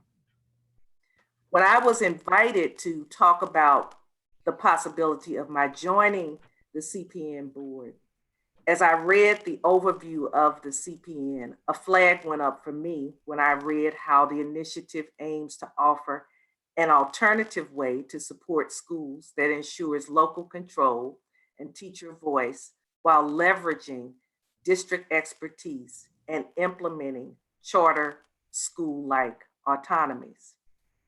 Since I am not an advocate of charter schools in place of public schools, and I have no interest in being a part of a charter school effort, I had to find out what is meant exactly by charter-like autonomies. Whereas charter schools work from the principle of here's the bar, now beat it, meet it, or beat it, a key value which empowerment zone schools seek to communicate to students and their families is that every child who comes through the door should be there, deserves to be there, and that their neighborhood school is a place where something transformational is going to take place that will serve our children and our communities well. From one perspective, what the St. Louis Public School District is seeking to do through the Consortium Partnership Network is lofty. Some might even say it's utopian. But for anyone who is intimately involved in the education of our children, we know that what we are striving for is nothing more than what our children deserve. I thank you for inviting me and Mr. Hartman here to speak to you this evening. I'm delighted that I finally have an opportunity to greet you and introduce myself. And I look forward to us getting to know one another better and working together on behalf of our children. Thank you. Thanks, Dr. Dowden-White. Ms. Van Noy, if you could advance to the next slide, please. I appreciate as well being able to have an opportunity. So tonight I want to share some of the things that the CPN schools have done in this past school year, some of the outcomes that we know of as of now, and then I'll briefly touch on some of the adjustments that the schools have made as a result of COVID, and then talk about the priorities for next year as well. Next slide, please. The first and biggest step that the CPN schools took was to create teacher-informed 3-year improvement plans. And the impact that these improvement plans has had is to create a more visible and more public accountability for school improvement, which is a good thing. Teacher leadership teams have the ability to revise and measure their goals and their distance from their goals each year, and take an active role in planning the new goals and the new program for the following year. The impact that this has had is that it's gotten more investment from the teacher leadership teams, and they take more ownership of the process, but there's still a clear need for more capacity building of teacher leadership teams. That's one of the biggest takeaways that we've had from this year so far. If you advance the slide, there's a couple examples of what these plans look like. So the first one is from Ashland, and then if you could advance to the next one, it's just from Merrimack. This just gives you an example of the details that the teams have gone into in their 3-year planning process. Next slide, please. Another way that CPN schools have used their autonomy in this past year was investing in a new reading curriculum. And this curriculum allowed for teachers to have tightly aligned lesson plans in hand that are connected to knowledge-based curriculum, and have worked hard to push real-world experiences with that knowledge-based curriculum. It's also created a lot more opportunities for writing across all content areas. We've seen this as a really positive shift. It's also illuminated more of a need for teachers to get professional development around the science of reading, which is what the reading curriculum is based on. And so we have plans to be able to do that actually remotely over the summer and then into the next school year. So teachers are excited about that opportunity. Next slide, please. CPN schools have also been thinking more about the relationship between curriculum and assessments and professional development. So there's a little chart on this slide that kind of talks about how those are all interrelated. But this year, CPN schools had a little bit more flexibility with the types of assessments and the frequency of assessments that they took. And they were able to use that flexibility to do less of one assessment, more of another, and more tightly align the way that students were being assessed to what they were being taught, and then aligning the teacher professional development to that in order to more effectively learn how to differentiate for kids. This was a really positive takeaway, but we also realized that we need to deepen this effort. We all know that sometimes too much assessment and too much testing can be a really negative thing for kids and teachers. And so we take that opportunity to learn about what kids are learning very seriously, and we don't want to over-test kids. We want to be teaching them rich, deep instruction and learning what does and doesn't work, and then adjusting instruction from there. So that's how those are related and how the CPN schools are thinking about that. Next slide, please. The last thing that I'll share, and this is not an exhaustive list of all the activities that the schools have done this year, but just kind of quick highlights. So the last input from this year that I'll share about is around the community convener meetings that the schools have had. They've had monthly meetings with school leadership and outside nonprofits or faith-based partnerships in each of the neighborhoods that are represented by Ashland and Merrimack. And we see this as a really important way to connect families of the students as well as staff members with better resources. And we know that in order to make academic progress for kids, we have to slow the student mobility trends that we see, slow the student attrition trends that we see. And so taking the steps to intentionally build up the village around the schools is a step in that direction. And we've seen some good success in that so far this year. If you could advance the slide, please. A few outcomes just to share. And again, this is not exhaustive, and some of the data that it's sharing is pretty incomplete because we had such an abrupt stop to the school year in March as a result of COVID. But you'll see that the overall 90-90 attendance data from March of 2019 to March of 2020 was improved at both campuses. Merrimack saw a pretty significant increase in enrollment. Ashland's enrollment has slipped a little bit. Those could be as a result of trends in the neighborhood. So even with Ashland having a few less students enrolled, it could be the case that the neighborhood lost a really significant number of elementary age students. Those are questions that we don't know about. We're encouraged by the trend of increased enrollment at Merrimack. A couple things to pull out of school culture outcomes. Students all took Panorama survey in the fall. At both schools, the engagement rate is an area of relative strength, yet rigorous expectations was self-identified by students as a way that both schools needed to improve. So that's being incorporated into the teachers' improvement plans, school-wide improvement plans. One piece of data to consider that I mentioned earlier is around the number of students in transition and the student mobility rate. There's a range between 10 and 20% of families that are in transition, and oftentimes as high as 40% or even higher mobility rate. And so the number of students that are coming in and out of these schools each year can be really high, and it makes it very challenging to get traction around academic or even just building positive relationships between teachers and students when there's such a high turnover rate. Next slide, please. Couple academic outcomes just to point out. These are primarily bright spots.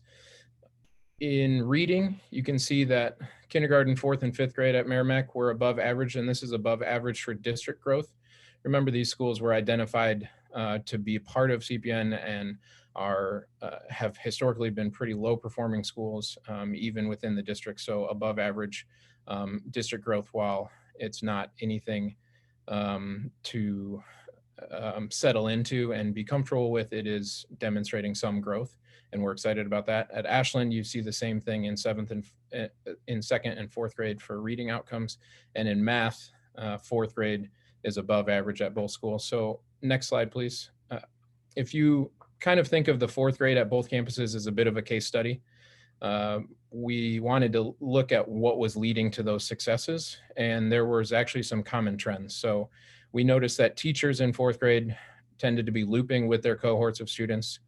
There was a highest rate of student retention from third grade to fourth grade, and I don't mean retained in the academic retention of like repeating a grade. I mean the highest number of students in that cohort moved from third grade to fourth grade in those schools. And then there was a really high fidelity of curriculum implementation in those grades. And so when you combine those three factors, teacher retention, student retention, and consistent curriculum, it does lead to a high rate of student success. We'll admit that this combination is still far too rare, but there are absolutely some bright spots to uncover there. And so we're proud of that. Next slide, please. This is some brief data on what the response to COVID has looked like since March. We've had 85% plus of families respond to the technology needs surveys at both schools. So a really high rate of engagement there, and a relatively high rate of total engagement from families. If you combine synchronous and asynchronous learning, 70% plus. We've seen a consistent challenge with the daily and weekly logging in for synchronous classes, however, and the staff has worked really hard to close that gap, but we're still seeing it a difficult uphill battle with getting kids and students able to log into daily class. Some of the key learnings that we've seen as a result of this are that teachers and staff and students have learned a lot about online instruction, and there's some challenges to that, but there's also a potential for being able to apply some of those lessons learned when school starts back up in August. Next slide, please. So the last thing I'll share is a few of the priorities for next year, and you should see that these will align to some of the key learnings that I've already shared. Strategic teacher looping and focus on student retention is a key focus at both campus. Improving the instructional coaching model by adding a reading and math specialist coach. Formalizing leadership professional development through the TLI network. Improving joy through problem-based learning units aligned to the reading curricula, doubling down on those real-world learning opportunities. And then finally, looking for innovative uses of technology based on the adjustments that have been made in COVID.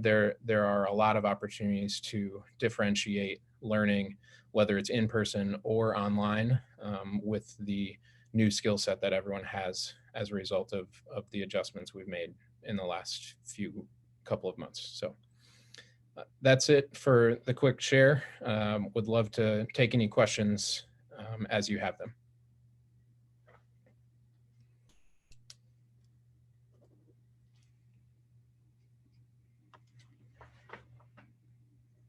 Hi, Mr. Hartman. This is Dr. Roberts. Hi, Dr. Roberts. Can I take you back to page 14? Yes. And at the very top, where you indicated that fourth grade had the highest math and reading star results, Mm-hmm. Do you have the pre and post information somewhere? This was just How is that? yeah, this was just fall to winter data. We don't have spring data because students haven't been going to school in person, and so they haven't taken a spring end of course STAR test. But this is really just fall to winter growth data. So Okay, so the fall is the pre part, mm-hmm. and the winter is the post information. Mm-hmm. Okay. And on to page 15, I think I heard you say that you're tracking who logs into the computers. You have a way of doing that? Teachers in each school has been using their own sort of spreadsheet to track students by class. And so teachers, they have call logs where they've set up and communicated when they're talking to families about getting them set up with technology. And then teachers are running the day-to-day synchronous lessons, class meetings, and then anyone who isn't on the certified teaching staff or is in a support staff role, they work to make phone calls and reach out to families who haven't been connected in those daily lessons. So they're tracking that on their own. And there are ways to pull that data from the number of engagements in Microsoft Teams or Class Dojo. But for the most part, they've been tracking that on their own. Okay, so is that reference to children who have access to technology and don't use it, or they don't have the technology? There are examples of both. There are Okay. some families that there's a small percentage of families that haven't been able to procure the technology, even with the district being willing to, share that. It's been difficult to track down every single family. I think some families have moved to different living situations as a result of COVID, and maybe it's out of the district temporarily. The other challenge that has been faced is folks who do have the technology but are not able to consistently log in on a day-to-day basis. Okay, and my final question is on page 16. And it's the third bullet that indicates adding reading and math specialist coaches. Is that something that's coming out of the CPN budget, or is that something the district would be responsible for? That is actually something that both schools are looking to use. They have some short-term comprehensive budget from the state. That's through the federal ESSA money. And so they're trying to use those supplemental teachers to focus on supporting the instructional practices of math and reading teachers. And so using those additional dollars creatively. So it's through essentially Title I dollars. Okay, the district dollars. Yes, okay, ma'am. thank you. Thank you.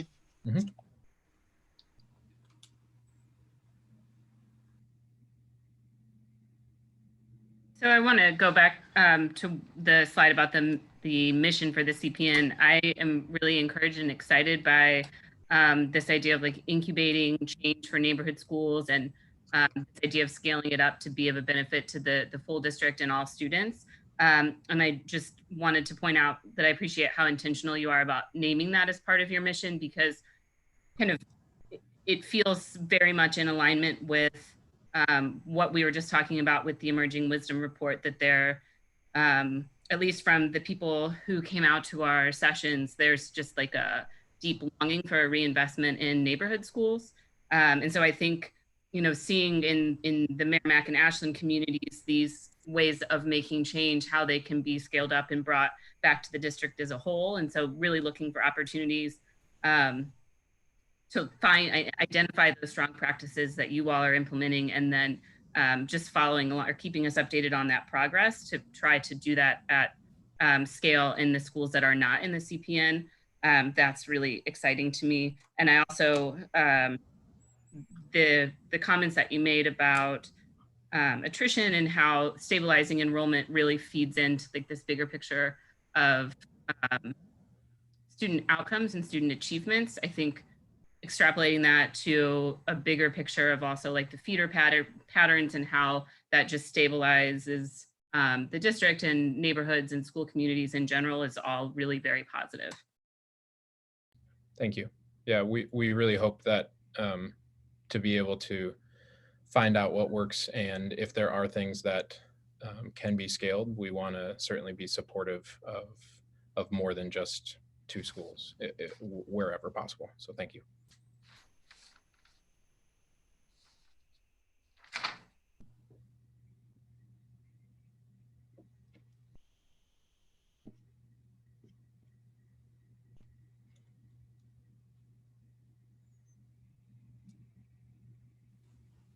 If there are no other questions at this time, President Kyle? I have no, is there any other board members that have questions for Mr. Hartman or Dr. Dowden-White? Yes. Thank you both for the presentation. I had a couple questions. Let's see which slide.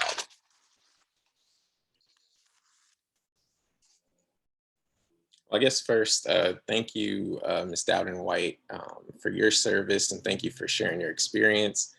I will say, however, I think it's a little capricious to apply a blanket statement to all charters being meet it or beat it, but that is your experience. For Jay, I wanted to know, on slide 6, you said that it says that one of the key takeaways is that continuous need for capacity building of the leadership teams. What specific areas of capacity building?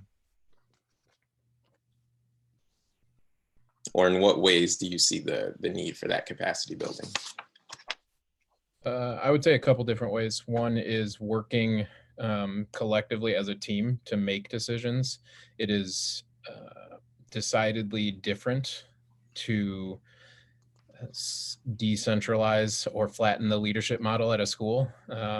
Typically, schools are run through what the principal wants to do, and principal is usually taking directions from central office. And so this is, you know, the theory of action is to do something different and empower teachers at more of a local school level. And that is a new experience for most teachers, as well as principals. And so there are plenty of opportunities for growing in learning how that works and how to come to consensus and make decisions and execute on those decisions and follow up.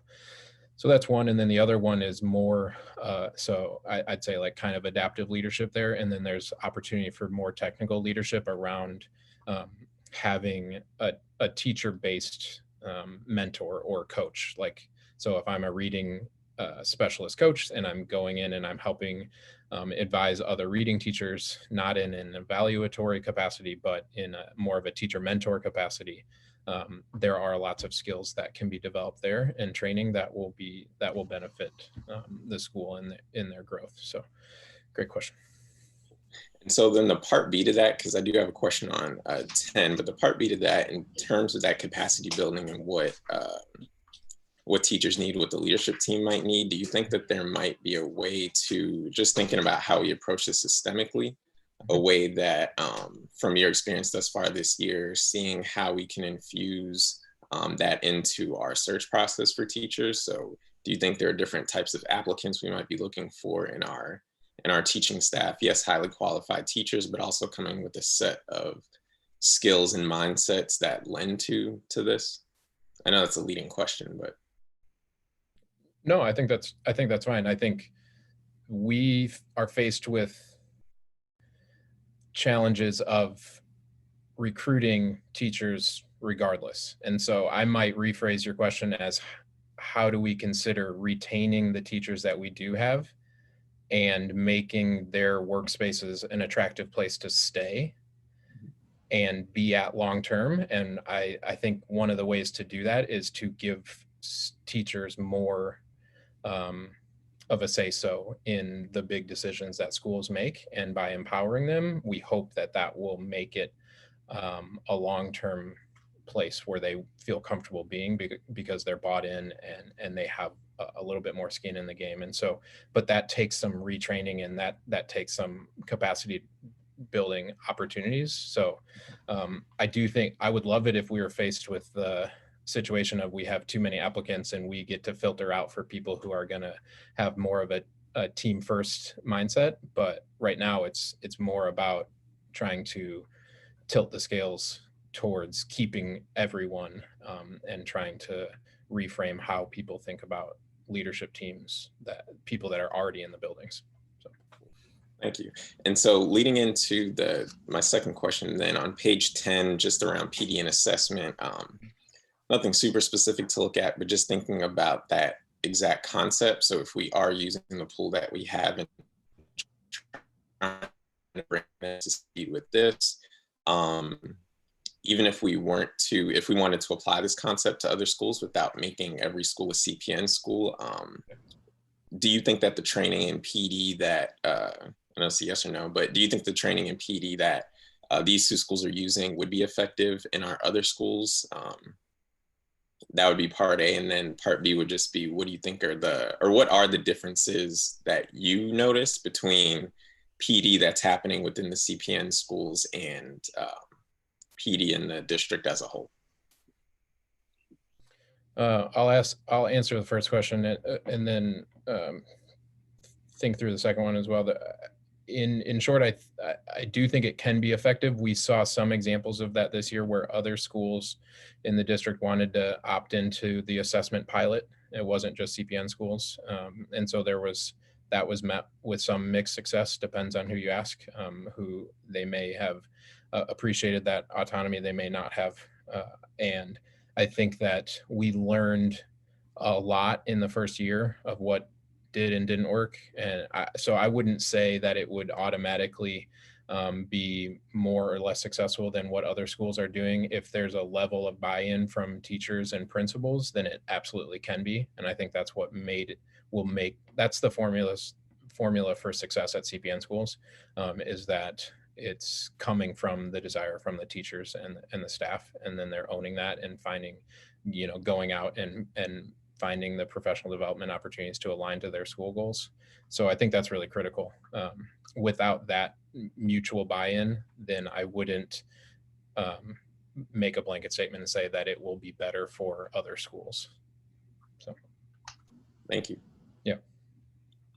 This is Dr. Dowd White. I'd like to just comment on Mr. Lane's comment about what I said specifically relating to charter schools. If I communicated this as a blanket statement, and I can understand why it came across that way, that was not my intent. However, I do want to stress and emphasize the point that I was attempting to make if I did not make it clearly enough. And this comes not just from my opinion, but also we can look at data to back this up. One of the gifts, I think, of the public schools that we don't explicitly communicate all the time is that the public schools are not the last place that parents and families should seek for educating their children. It should be the first place that they seek for educating their children. And that's not always communicated, and we understand why. The other piece of this is that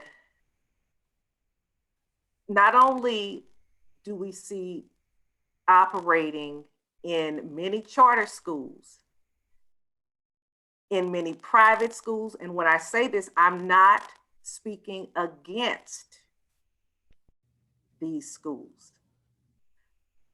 My husband and I were both products of the St. Louis public schools, Williams Elementary and Beaumont High School. And I've gone to and graduated from the best institutions of higher learning this country has to offer. And so I know what the public schools of St. Louis can produce.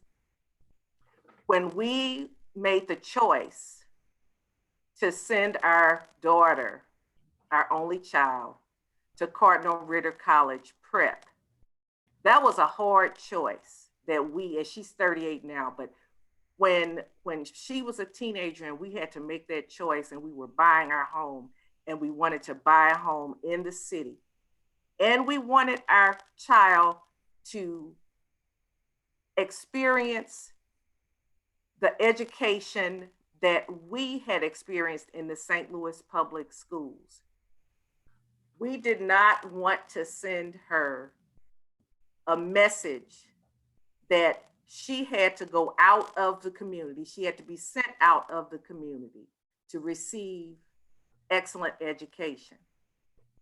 And frankly, we also wanted her to go to school with African-American children. And we chose Cardinal Ritter College Prep. So this is not an indictment against charter schools and private schools. But what the point that I'm trying to make is that in private schools, students have to meet certain standards to get in. What I'm saying about the not only the opportunity that public schooling provides, but we need to create and nurture and make sure that there is the impression that is backed up by what children receive in the public schools, that it's an honor for you to be in this school.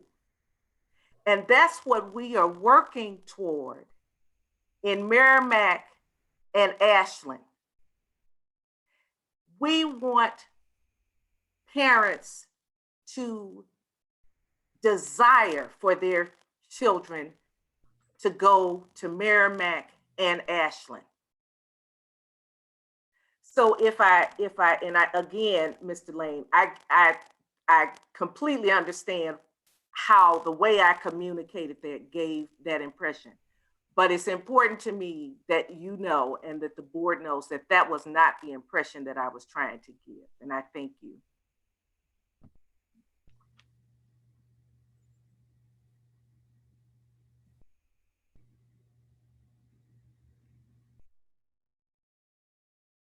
I'm sorry, Ms. Miller, go ahead. Oh, no problem. I just wanted to say how much I appreciate that that the CPN president finds the value in traditional public schools. Thank you. I think I just want to add one other caveat here. Last year when the CPN started, we had detailed negotiations with Local 420, and they at that point in time were not willing to engage. I've received a letter over the last 30 days from the president of Local 420 that for the next school year, they plan on engaging with the CPN in terms of the leadership team being part of what they will be supporting. So I think that is a caveat to this leadership development or leadership lens or leadership autonomy, because they see some value in the fact that teachers are going to be empowered and making decisions at the local level and quite frankly, creating an MOU such that can occur. So I just want to provide that information, new information to the board. Obviously it's not confirmed yet, but a letter did come from them indicating that they're willing to have some conversation about being much more closely linked to the leadership team and the decisions that the leadership team will be making moving forward. So thank you, Dr. Dowden White, and thank you, Mr. Hartman, for your presentation. Dr. Adams? Yes, ma'am. Sir. This question is more for you than for Mr. Hartman.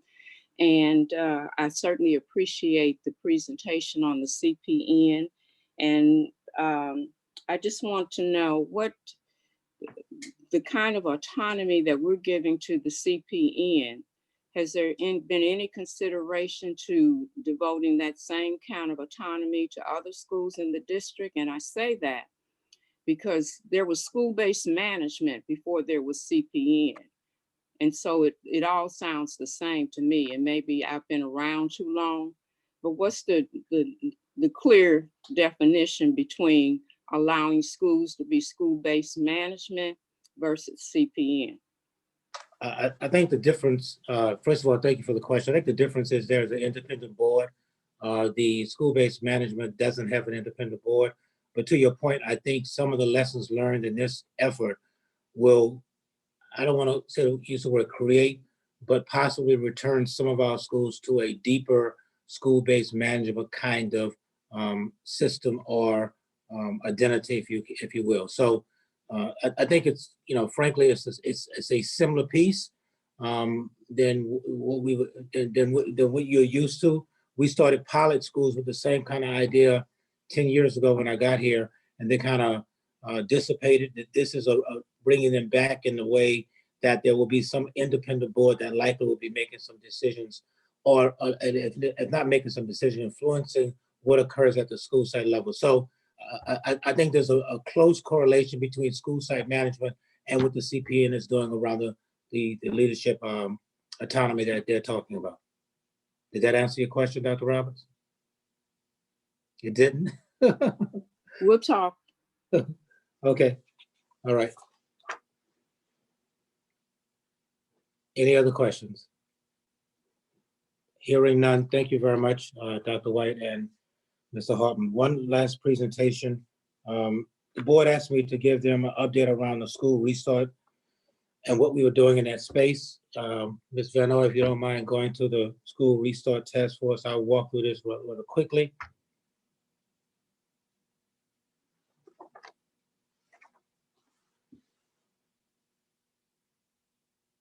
Ms. Van Oy, if you can hear me.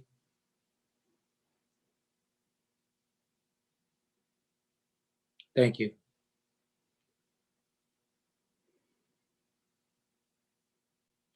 So the purpose of the task force obviously is to think about what happens at the beginning of the 2020-21 school year. And a task force has been created. The task force members are composed of co-chairs Susan Reed, Karen Johnson, who is a parent, I'm sorry, not a teacher, Addie Bond, a parent, and Square Watson, a central office employee. There are 5 committees that are tasked with looking at governance, and governance in the sense that they are providing some oversight to this committee, not governance in the sense of taking over governance from the district in any way, shape, or form. A wellness committee, Mr. Brown and Megan Marietta are the chairs, Paula Knight around instruction, facilities and operations, Square Watson, and technologist Cheryl Van Oy. The notion here is that we're looking to develop and present a set of recommendations and considerations that the school district will look at in terms of implementing a smooth transition to the beginning of the 2020-21 school year in light of what's going on around the COVID-19 virus. Next slide, please. The members of the task force, I won't go through all of them. 3 were recommended by the union. 3 were recommended from the network superintendents for principals. Well, I think there are 4 or 5 for that.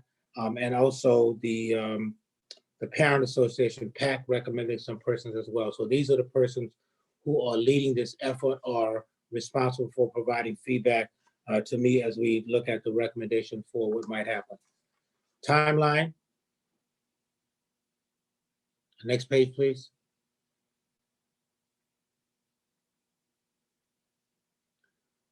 The groups are meeting bi-weekly. We started meeting 2 weeks ago. The task force meets bi-weekly every Thursday at 3:30. The subcommittees meet the opposite weeks that we are meeting. The first set of work group recommendations will come back to the board in June. It's my intent at the June board meeting to provide the first set of recommendations. The second set of recommendations will be, our work group recommendations will come hopefully to the board in your work session in June. And then the final set of recommendations will come back to the board in July. It is likely between this time, we will be setting up some meetings such that the community could give us feedback. All of our recommendations obviously will be impacted by the City of St. Louis Health Department and the requirements or the recommendations they may make for what happens at the beginning of next school year. Next, please.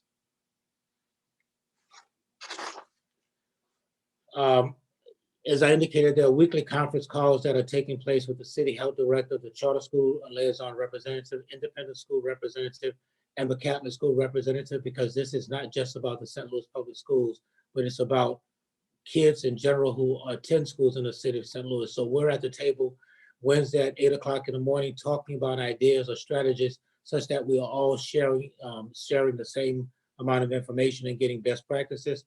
Education Plus has a superintendent Zoom meeting that will be taking place tomorrow at 10 o'clock. as we talk about, not just in the city of St. Louis, but across the region, what ideas that people are bringing to the table relative to what happens at the beginning of next school year. Lastly, charter sponsor district collaboration that has a goal of pursuing the highest quality education opportunity in the city of St. Louis. We understand the work is intertwined, so we are working with our charter school partners as well as sponsors to talk about how we can align. There are three key areas that have come out of this notion around technology and broadband. We all are suffering in that space. The transportation inefficiencies that are out there because we are spending a lot of dollars to transport kids from one point to another.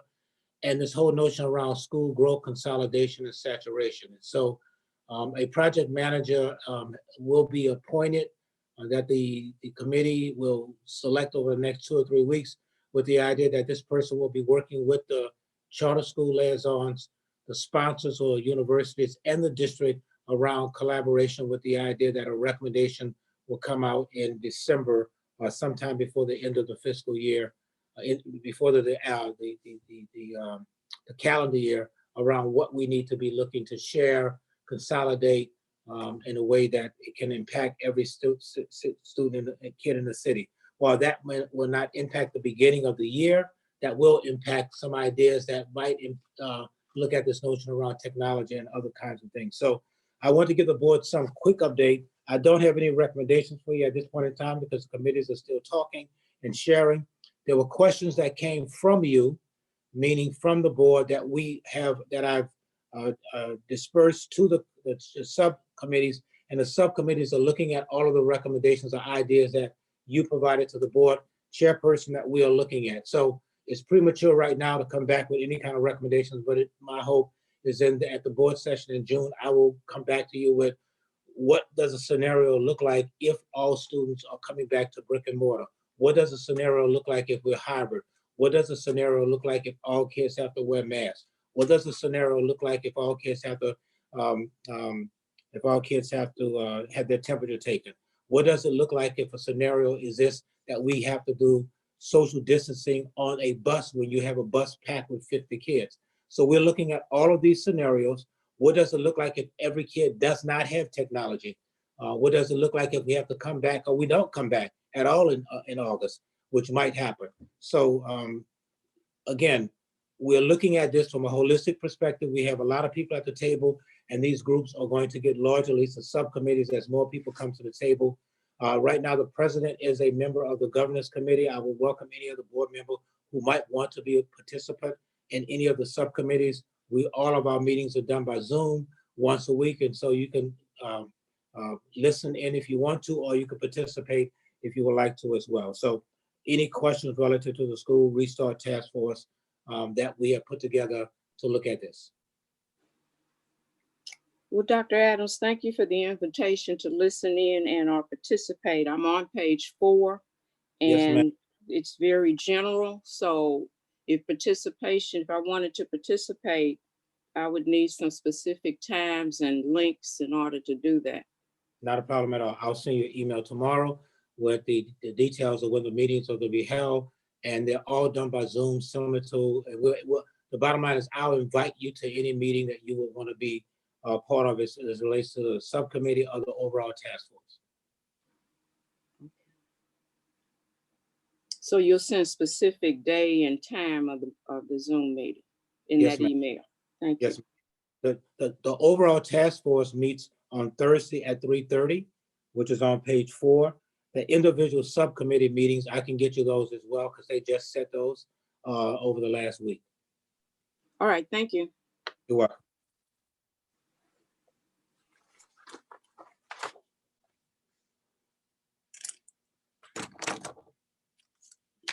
Last document for me, Mrs. Vano, if you don't mind, just the last superintendent's report. This was supposed to be at the beginning of the meeting, but obviously I want to get into the presentations. Just some talking points that I want to share with the board. I want to say congratulations to the staff, students, and parents of Collegiate, McKinley, and Metro for being ranked as 3 of the top public high schools in Missouri by the U.S. U.S. News and World Report. Collegiate ranked number 8 at CSNB, McKinley ranked number 6, and Metro was #1 statewide from this particular report. More good news from our high schools: Carnahan, Clyde C. Miller, Collegiate, Gateway STEM, and Vashon students have earned a combined $1,500 in scholarship money through their hard work sponsoring blood drives. Recipients of the scholarships will be announced at a later date. Metro, Sumner, and McKinley also held blood drives. The 8 high schools combined netted 338 units of blood. Each collected units of blood saved up to 3 lives, so potentially 1,014 lives were saved as a result of these students participating in blood drives. Great job to these students. I want to also thank the American Red Cross for their work in partnering with our students to provide them the opportunity to make a difference in our community. Next, I want to also, we also received some exciting news from Fontbonne University. Northwest Academy of Law senior Stephen Edwards has been awarded the Fontbonne Presidential Scholarship, which includes full tuition and board for him for the next 4 years. A great honor for that student and his college advisor who works with him. Lastly, as you may know, today is International Nurse Day. Last Wednesday was National School Nurse Day. I'm excited to share that one of our school nurses, Sharon Walker from Warner Elementary, was chosen by the Post-Dispatch as one of only 10 nurses selected as the top nurse in St. Louis in the year 2020. Congratulations to Nurse Walker. As you already are aware, nurses and healthcare providers have been really doing an outstanding job in this pandemic in terms of supporting what's happening in our community and what's happening in hospitals and also in this building, because every member who walks in this building on a daily basis gets checked by the nurse in terms of their temperature walking in this building. Lastly, friendly reminder, May 21st is the last day of school for students before break. May 22nd is a record-keeping day and the last day for 10-month employees. May 25th is Memorial Day, and the district will be closed on that day. These are announcements I'd like to give to the board and the public at this point in time. Madam President, that concludes my presentation to the board at this time.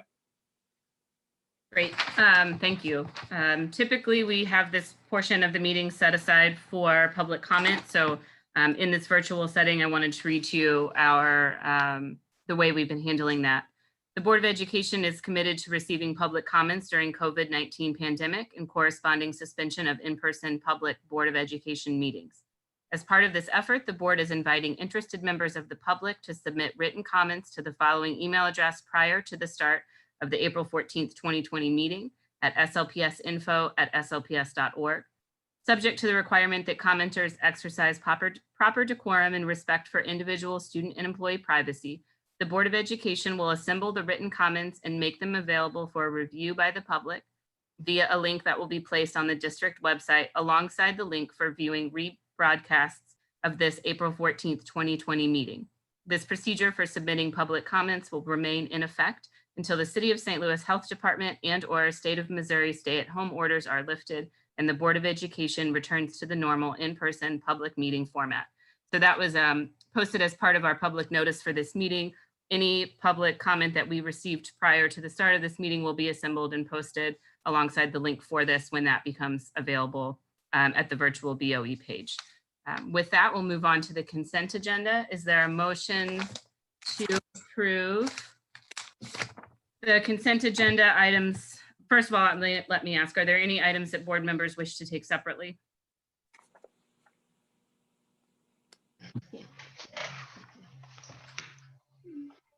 I personally do not have any items to take separately, but I do have questions on them, but I'm just prefacing with that, questions and requests, prefacing with that because it will not affect how I vote on the items. Do you know which items they are? Yep, items 4, 6, 12, 25, 48, and 49.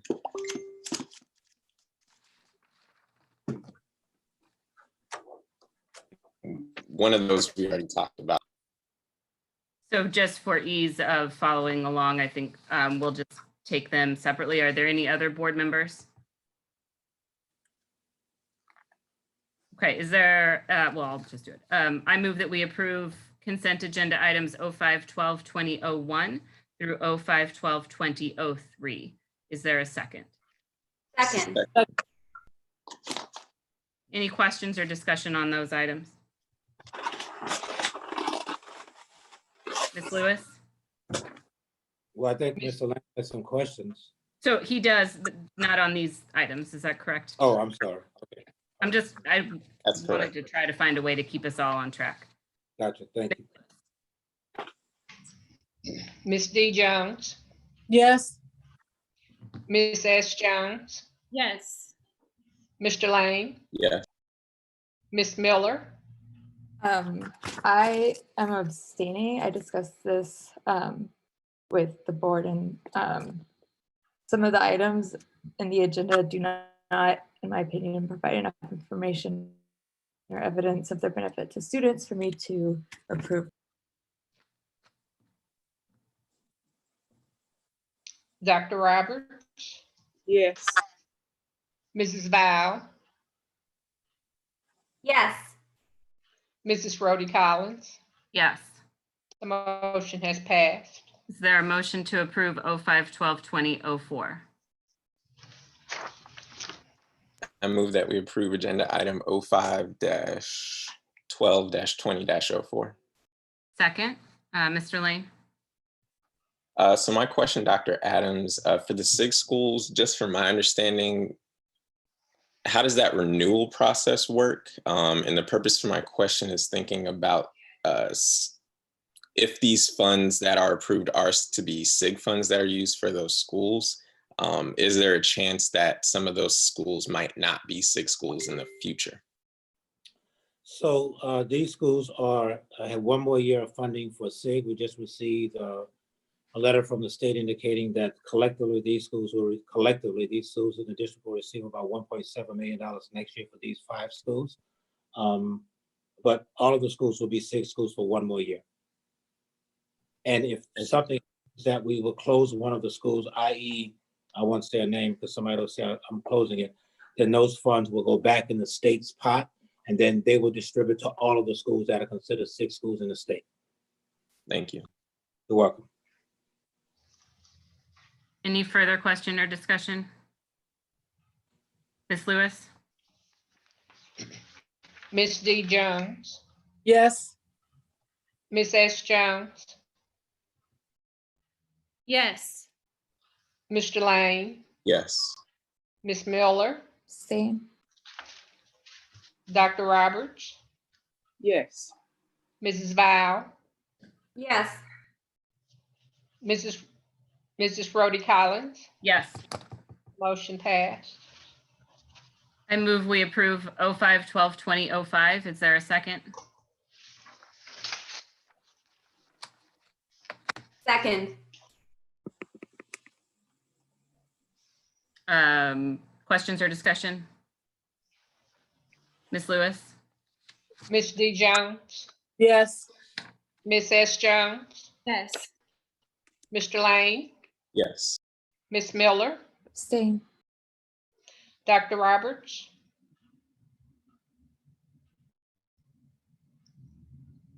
Dr. Roberts, Yes. Mrs. Val, Yes. Mrs. Rhodey Collins. Yes. Motion passed. I move we approve 5-12-2006. Is there a second? Second. Adam, you have a question? Yes. So I know this one came up before. I'm just the only thing I just need is clarity if this is different from the one we approved, or is that my misunderstanding? Yes, sir, it is different. The first was December 1st to June 30th, $39,800. And so that was a ratification. The one you're approving agenda item for July 1, December 30th, 2020. And so the last contract, the employee has indicated that they will no longer, they're not planning in the United States, they're going to relocate to Canada. And so we are looking to replace that person at this point in time. Thank you. So to answer your question, the previous one was for ratification for a new one starting July 1 for this fiscal year.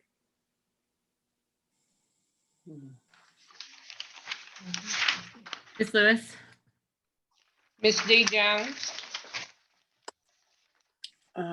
Yes.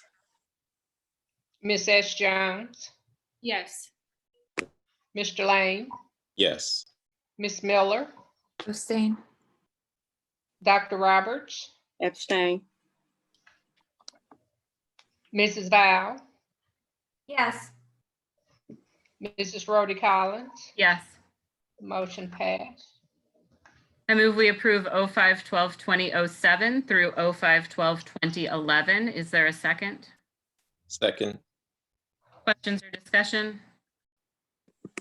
Ms. Lewis, Ms. D. Jones, Yes. Ms. S. Jones, Yes. Mr. Lane, Yes. Ms. Miller, Abstain. Dr. Roberts, Yes. Mrs. Val, Yes. Mrs. Rhodey Collins, yes. the motion passed. I move we approve 5/12/2012. Is there a second? Second. Adam, you had a question on this one? Yes. Two things here. And this would just be a question for Dr. Adams around feasibility. So under the background information part of this item, the first line, providing temporary and direct hire technical personnel, is it possible to get a report about what percent of the hired staff are temporary and what percent are not? Yes, I could get you support. I don't know it offhand, but I could. I don't need it offhand. Just, Oh. it seems like it's a recurring thing. So as it just for us to have an understanding of what that is, because it says, I mean, it's a cost not to exceed it. So just knowing like what percent of that money that's set aside is being used and what percent is not. That would help just for projection purposes. And then the second thing was, I know I guess we had talked about this in a previous meeting about that information just around the reports of the MOU being helpful. Reading the last line, so, and I go through these pretty diligently, but how will the outcome be measured? And the response is consistent and constant support will be evident. My question to that is evident to whom? So if we are approving this, it won't be evident to me that there is consistent and constant support. So I personally just think that that's a little inappropriate. If there's a way that I feel like if we're hiring temporary staff and they're providing a service, there's a way for them to be evaluated, for data to be shared with the board so that we can make informed decisions about approvals. Yeah, your comment as well as Ms. comment last week had me to go back and to work with staff around looking at the vendor reports as well as the contract reports. And so what I indicated at the last meeting, that starting in June, there will be much more detailed information and a 3-year analysis of what occurred. And so I did not exactly do that for the 5/12 one just because I didn't have time to do so. I will be able to go this particular item if you need it. But if you look at the ones for the month of June, you will see much more detailed information, much more detailed analysis of what the goal is and how we plan on achieving it. So a point well taken and acknowledged, and you will see that moving forward. And I'll get this for you for this particular item specifically. I just wanted to jump in and say, Dr. Adams, I really appreciate the work that clearly went into the June consent agenda. So thank you so much for pushing that. Thank you. That's for the staff. Thank you. And I'll make the staff aware of that.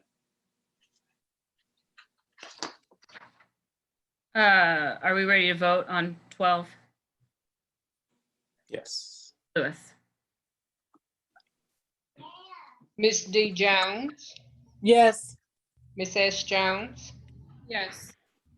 Mr. Lane, Yes. Ms. Miller, Abstain. Dr. Roberts, Yes. Mrs. Val, Abstain?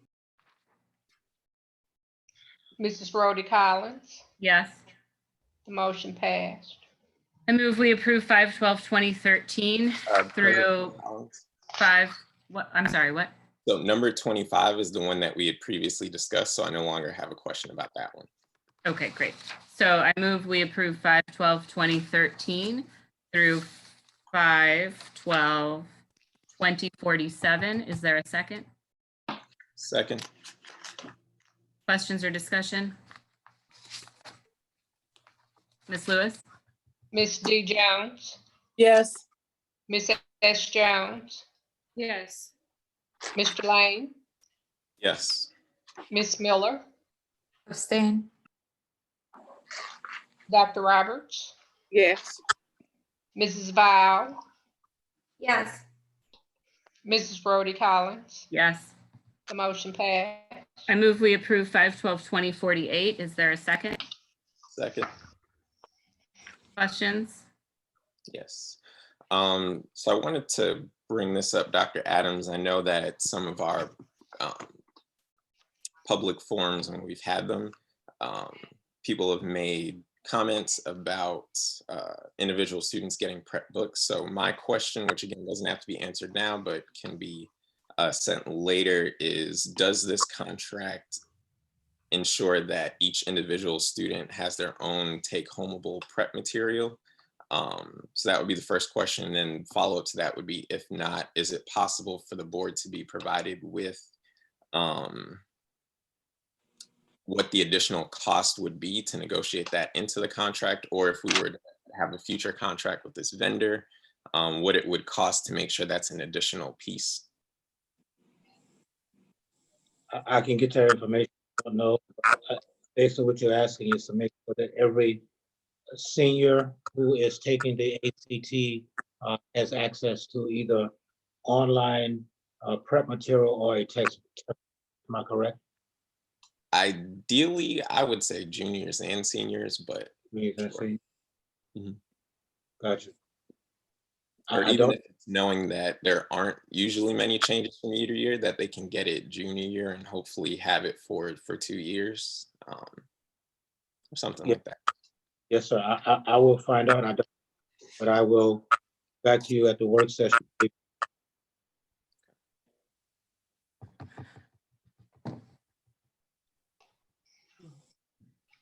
Ms. Lewis? Ms. D. Jones, Yes. Ms. S. Jones, Yes. Mr. Lane, Yes. Ms. Miller, Abstain. Dr. Roberts, Yes. Mrs. Val, Yes. Mrs. Rhodey Collins. Yes. The motion passed. I move we approve 5/12/2049. Is there a second? Second. Questions? All right. 2 questions. One, do we pay for students to take the AP exam, or do they have to pay for that on their own?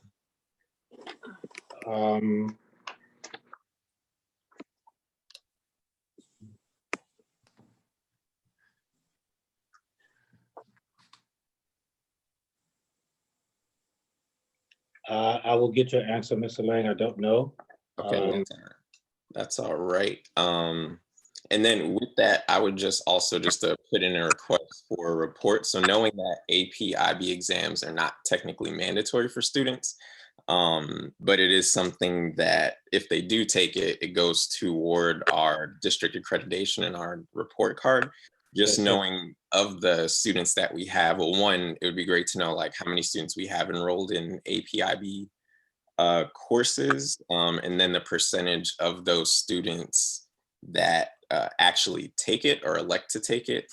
And then from that, well, I guess we already get the data on their scores, but just knowing what that number is, just wanted to see if there's like a high discrepancy between whether they take it or not. And then also if we pay for that, and if we don't, knowing that those fees can accumulate, but a student could be well on their way to a 5 AP score, making sure that we can at least provide in the budget, if we don't already, to cover those costs for students.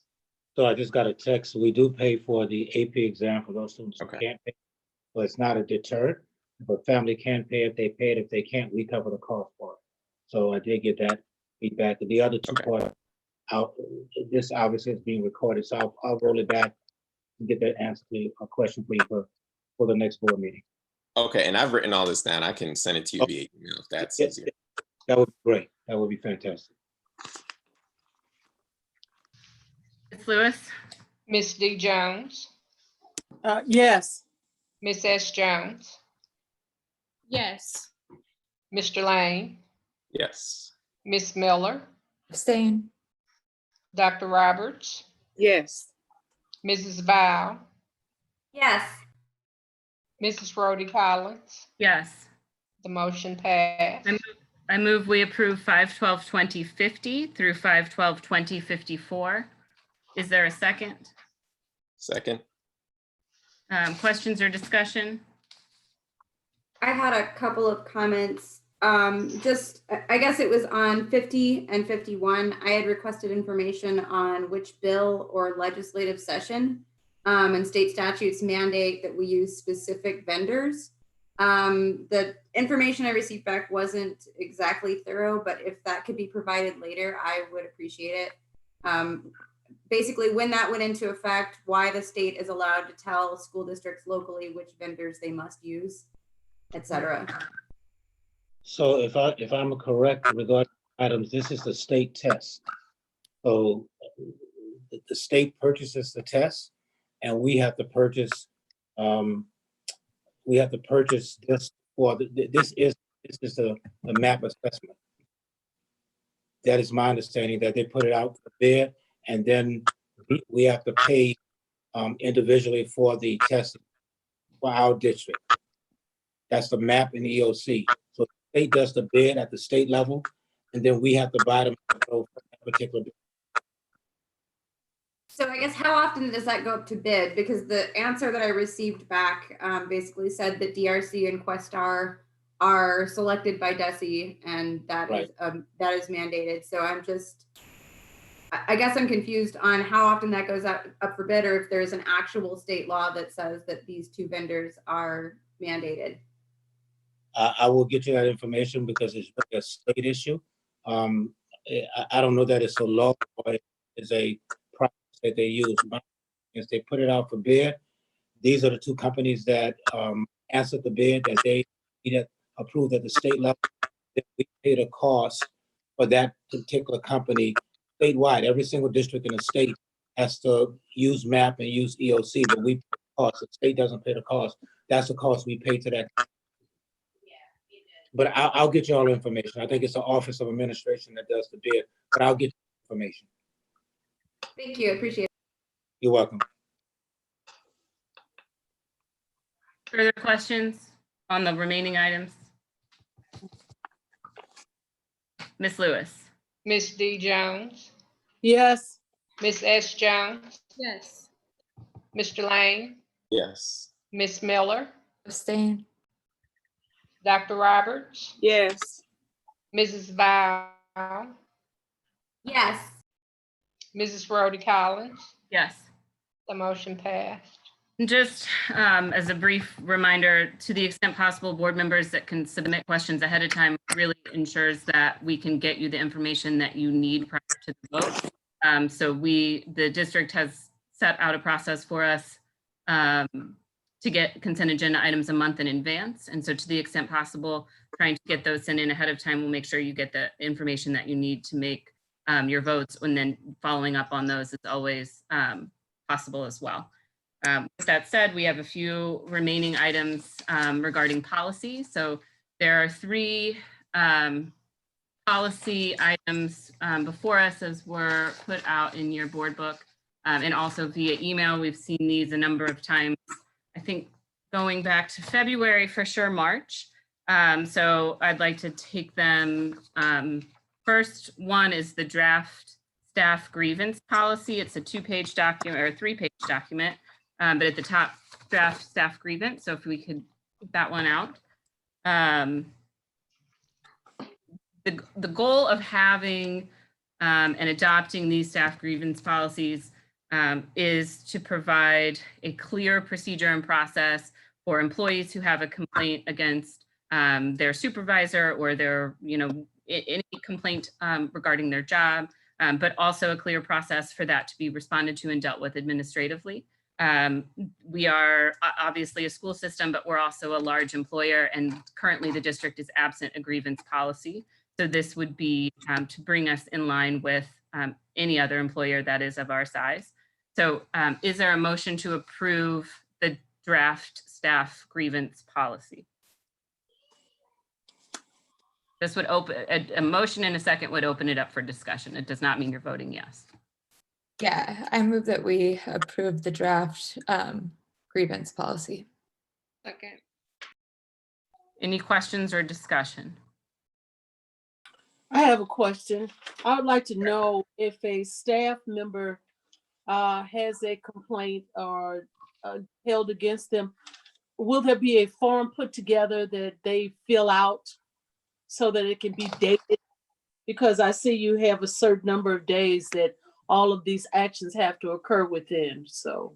Yeah, so if you look at the bottom or towards the bottom on page 3, in that first paragraph under number 2, it says the grievant may file a grievance in writing on a form prepared for this purpose. And it gives the timeline for that. So if this policy is adopted, the district would create a form that would be used by the grievant to initiate the process. So where would that form be found? Where in the principal's office or downtown? Where do they get it? Website. Dr. Adams or Mr. St. Omer, could you? It will likely be on the website. All right, thank you. You're welcome. Any other question or discussion? Lewis?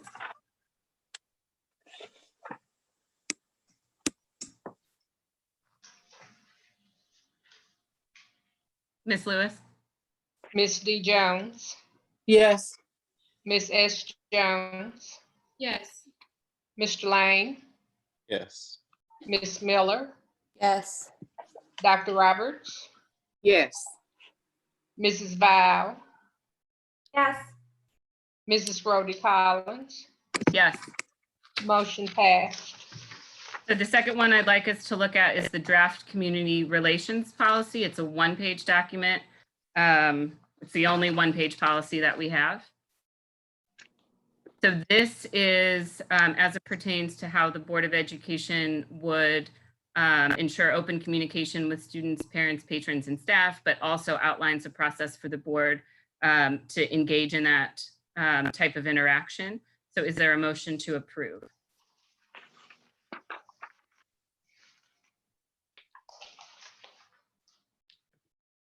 I move that we approve the communications policy draft. Second. Any questions or discussion?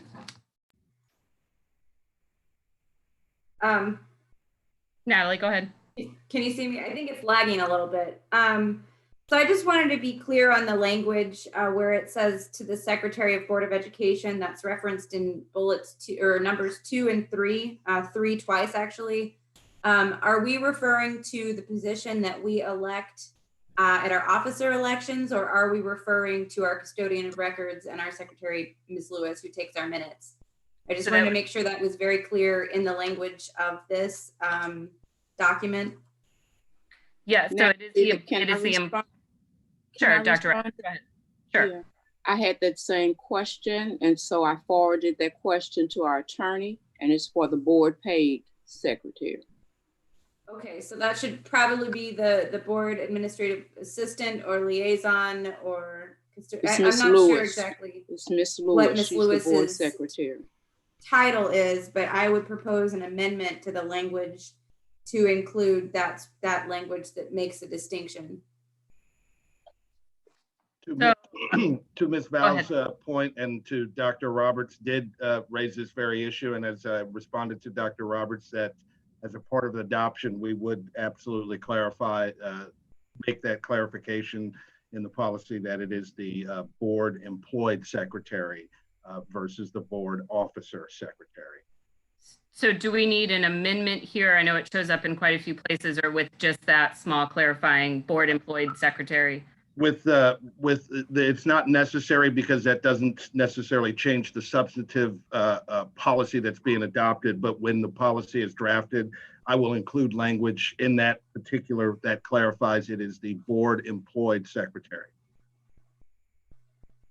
Great, thank you.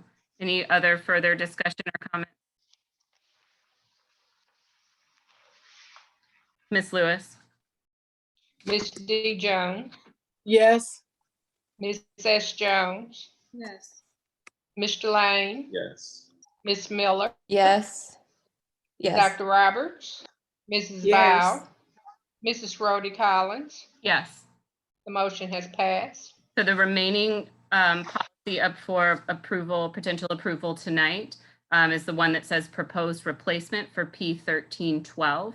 And so this is I would say, Jeff, feel free to correct me if I have it wrong, but in my mind, this is an elaboration on the process outlined in the second policy that we just approved. So it goes into more detail about how a parent, student, or other member of the public would file a complaint or a grievance with the district. So the first one we did was employees. This third one we're looking at here would be for non-employees who have a concern or complaint with the district. So again, outlining a very clear process and timeline of essentially what the chain of command is and how a person would go about officially complaining to the district.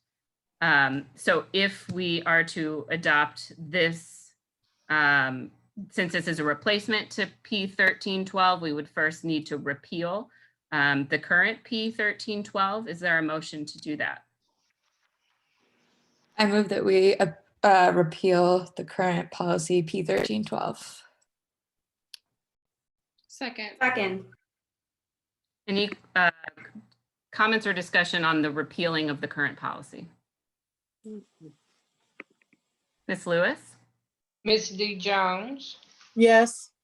Ms. S. Jones, Yes. Mr. Lane, Yes. Ms. Miller, Yes. Dr. Roberts, Yes. Mrs. Val, Yes. Mrs. Rhodey Collins. Yes. The motion passed. So with that, is there a motion to approve the proposed replacement to P1312? I move that we approve the proposed replacement for P1312. Second. Questions or discussion on this specific policy? I just wanted to make the same comment where it references, at least in number 4, maybe in other places, superintendent or secretary of the board, that is clarified to mean the correct individual or position. That will be noted and addressed if the policy is approved in the final version. Thank you very much. Any other further comments or discussion? Ms. Lewis? Ms. D. Jones, Yes. Ms. S. Jones, Yes. Mr. Lane, Yes. Ms. Miller, Yes. Dr. Roberts, Yes. Mrs. Val, Yes. Mrs. Rhodey Collins. Yes. The motion has passed. That was our last item of business. We'll move into board member reports. I'm just going to go across my screen. Dr. Roberts?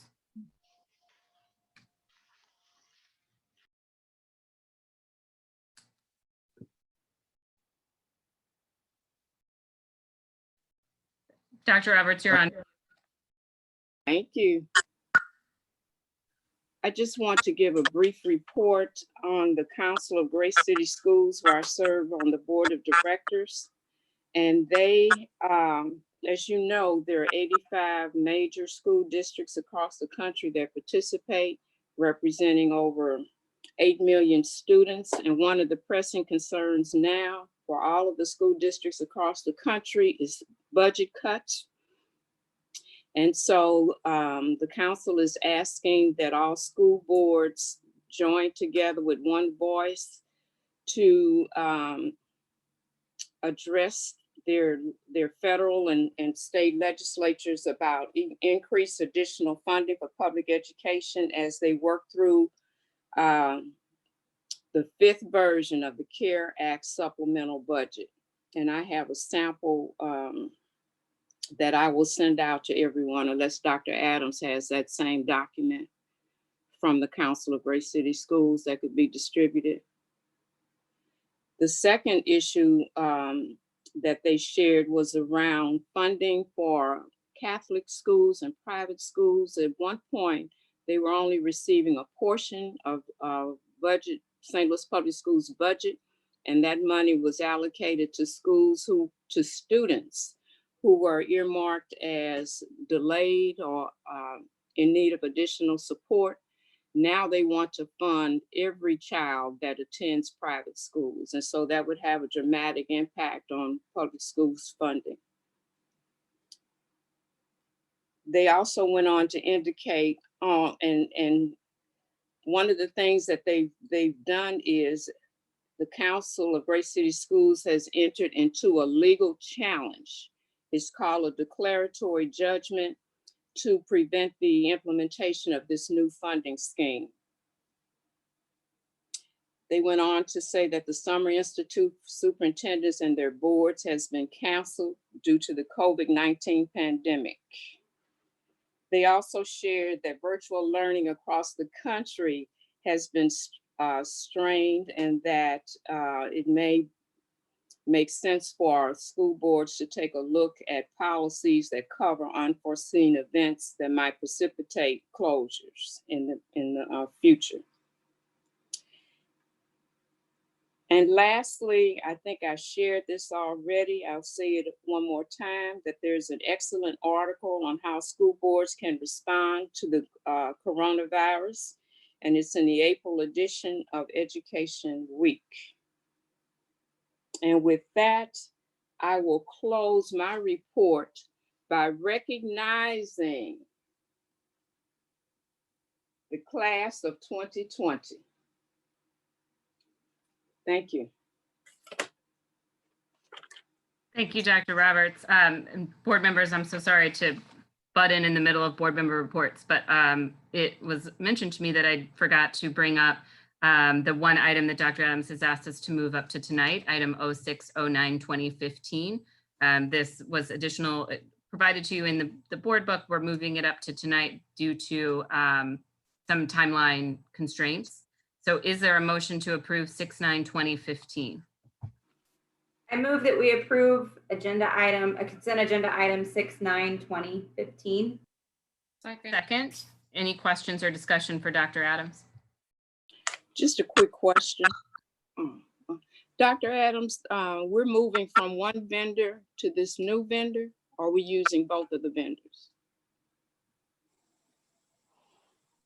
Dr. Adams, you're on mute.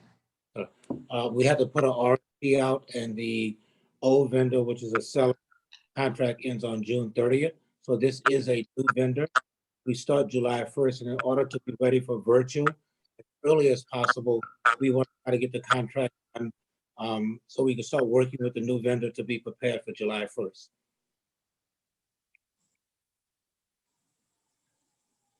Thank you. You're welcome. I just had a procedural question.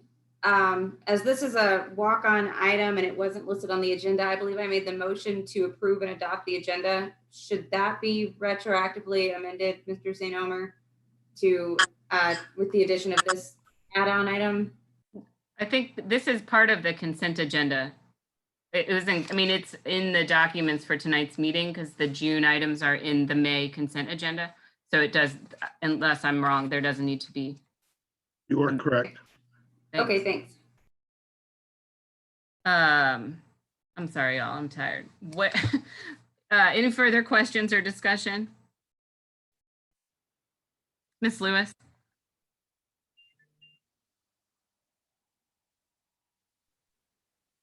Ms. Lewis? Ms. D. Jones, Yes. Ms. S. Jones, Yes.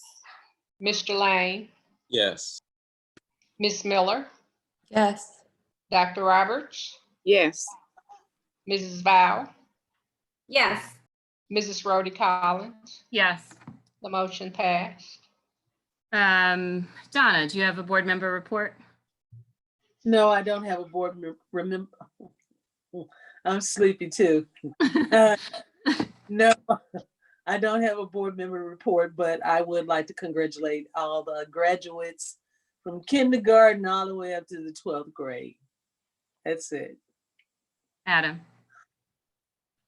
Yes. So the report that I have is on the ad hoc budget committee. So last time the ad hoc budget committee met, a small number of participants from the committee indicated that they would be willing to do 3 things. The main thing being looking at existing policy around the budget that the district has, working to create a new policy or policy that we would suggest to the committee. And we did that last week. We had some pretty good conversation. There are reports that will be coming to the board as soon as the full committee approves them. And then we'll send that out to everyone on the board. And then with that, I just want to thank Dr. Adams and Ms. getting us the data and information on that's necessary for.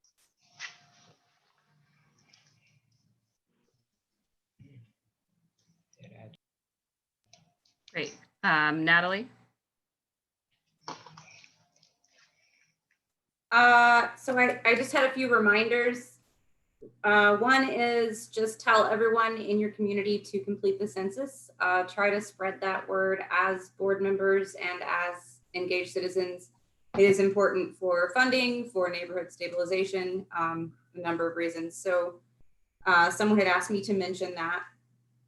Also, we have received a legislative update regarding specifically 3 bills that are going through actually pretty quickly. Probably tomorrow they could be debated on the Senate floor. So please contact your legislators regarding the House Committee substitute for Senate Bill 570, Senate Bill 1540, Senate Bill 528. 528 is virtual education without much local oversight from the local board. 1540 could cost us up to $132 million and removes elements of local control, mandates charter recovery high schools, and the Senate Bill 570 actually co-opted some of the TIF reform legislation and added additional budget burdens on local districts and added provisions for charter funding. So the legislature is trying to pass all of these omnibus bills when really the only thing that they need to do right now is the budget. That is the only essential thing they need to pass. So if anyone could contact their legislators and just ask that they stick to the necessities right now, we don't need to be passing a bunch of education bills when there's not ample opportunity for public input and thoughtful amendments. So that's all I really have. And that came from our lobbyist, Mr. Steve Carroll. So you should all have that in your email, but just for the public so that you guys know what's going on, just kind of wanted to spread that information. And that's it for me. Dorothy, you're muted. Tracy? Oh, nothing to report. Susan? Yeah, so good evening. As you guys saw earlier, the CPN board gave a report about what we've been doing for this past school year. So that's a part of my report as I serve on that board. And then also I stand with the rest of my board members in congratulating all of the graduates this school year, especially our seniors that I will not be coming back. I wish you much, much, much success in your future. And that's all. Dr. Adams, did you have anything to add? I just wanted to make the board aware that the state board today voted to allow districts to alter their calendar. There's a three-pronged approach to doing that. While I don't intend to do that right now, I do reserve the right to come back at a later time, depending upon what information we get from the health department relative to the timing of how kids come back to school. So I just want to make the board aware that the state did allow any district in the state for this year only to adjust their calendar. And I'll come back to the board if any recommendations are going to be made relative to that. At this point in time, not, but just want to make the board aware. Great. So this is the last meeting while school is in session. So again, congratulations to all the graduates. Thank you to everyone, but in particular, all the teachers and principals and school-based staff that are working so hard to close out the school year for our students in these completely unprecedented times. We appreciate all that hard work. You've risen to the challenge and exceeded expectation, and just a huge thank you on behalf of all of our students for everything that you are. Last meeting. Is there a motion to adjourn? I move that we adjourn. Second, Ms. Lewis? Ms. D. Jones, Yes. Ms. S. Jones, Yes. Mr. Lane, Yes. Ms. Miller, Yes. Dr. Roberts, Yes. Mrs. Val, Yes. Mrs. Rhodey Collins. Yes. We are adjourned. Thank you all. Have a good night. Good Thank you. night. Thank you and good night. Take care and be healthy.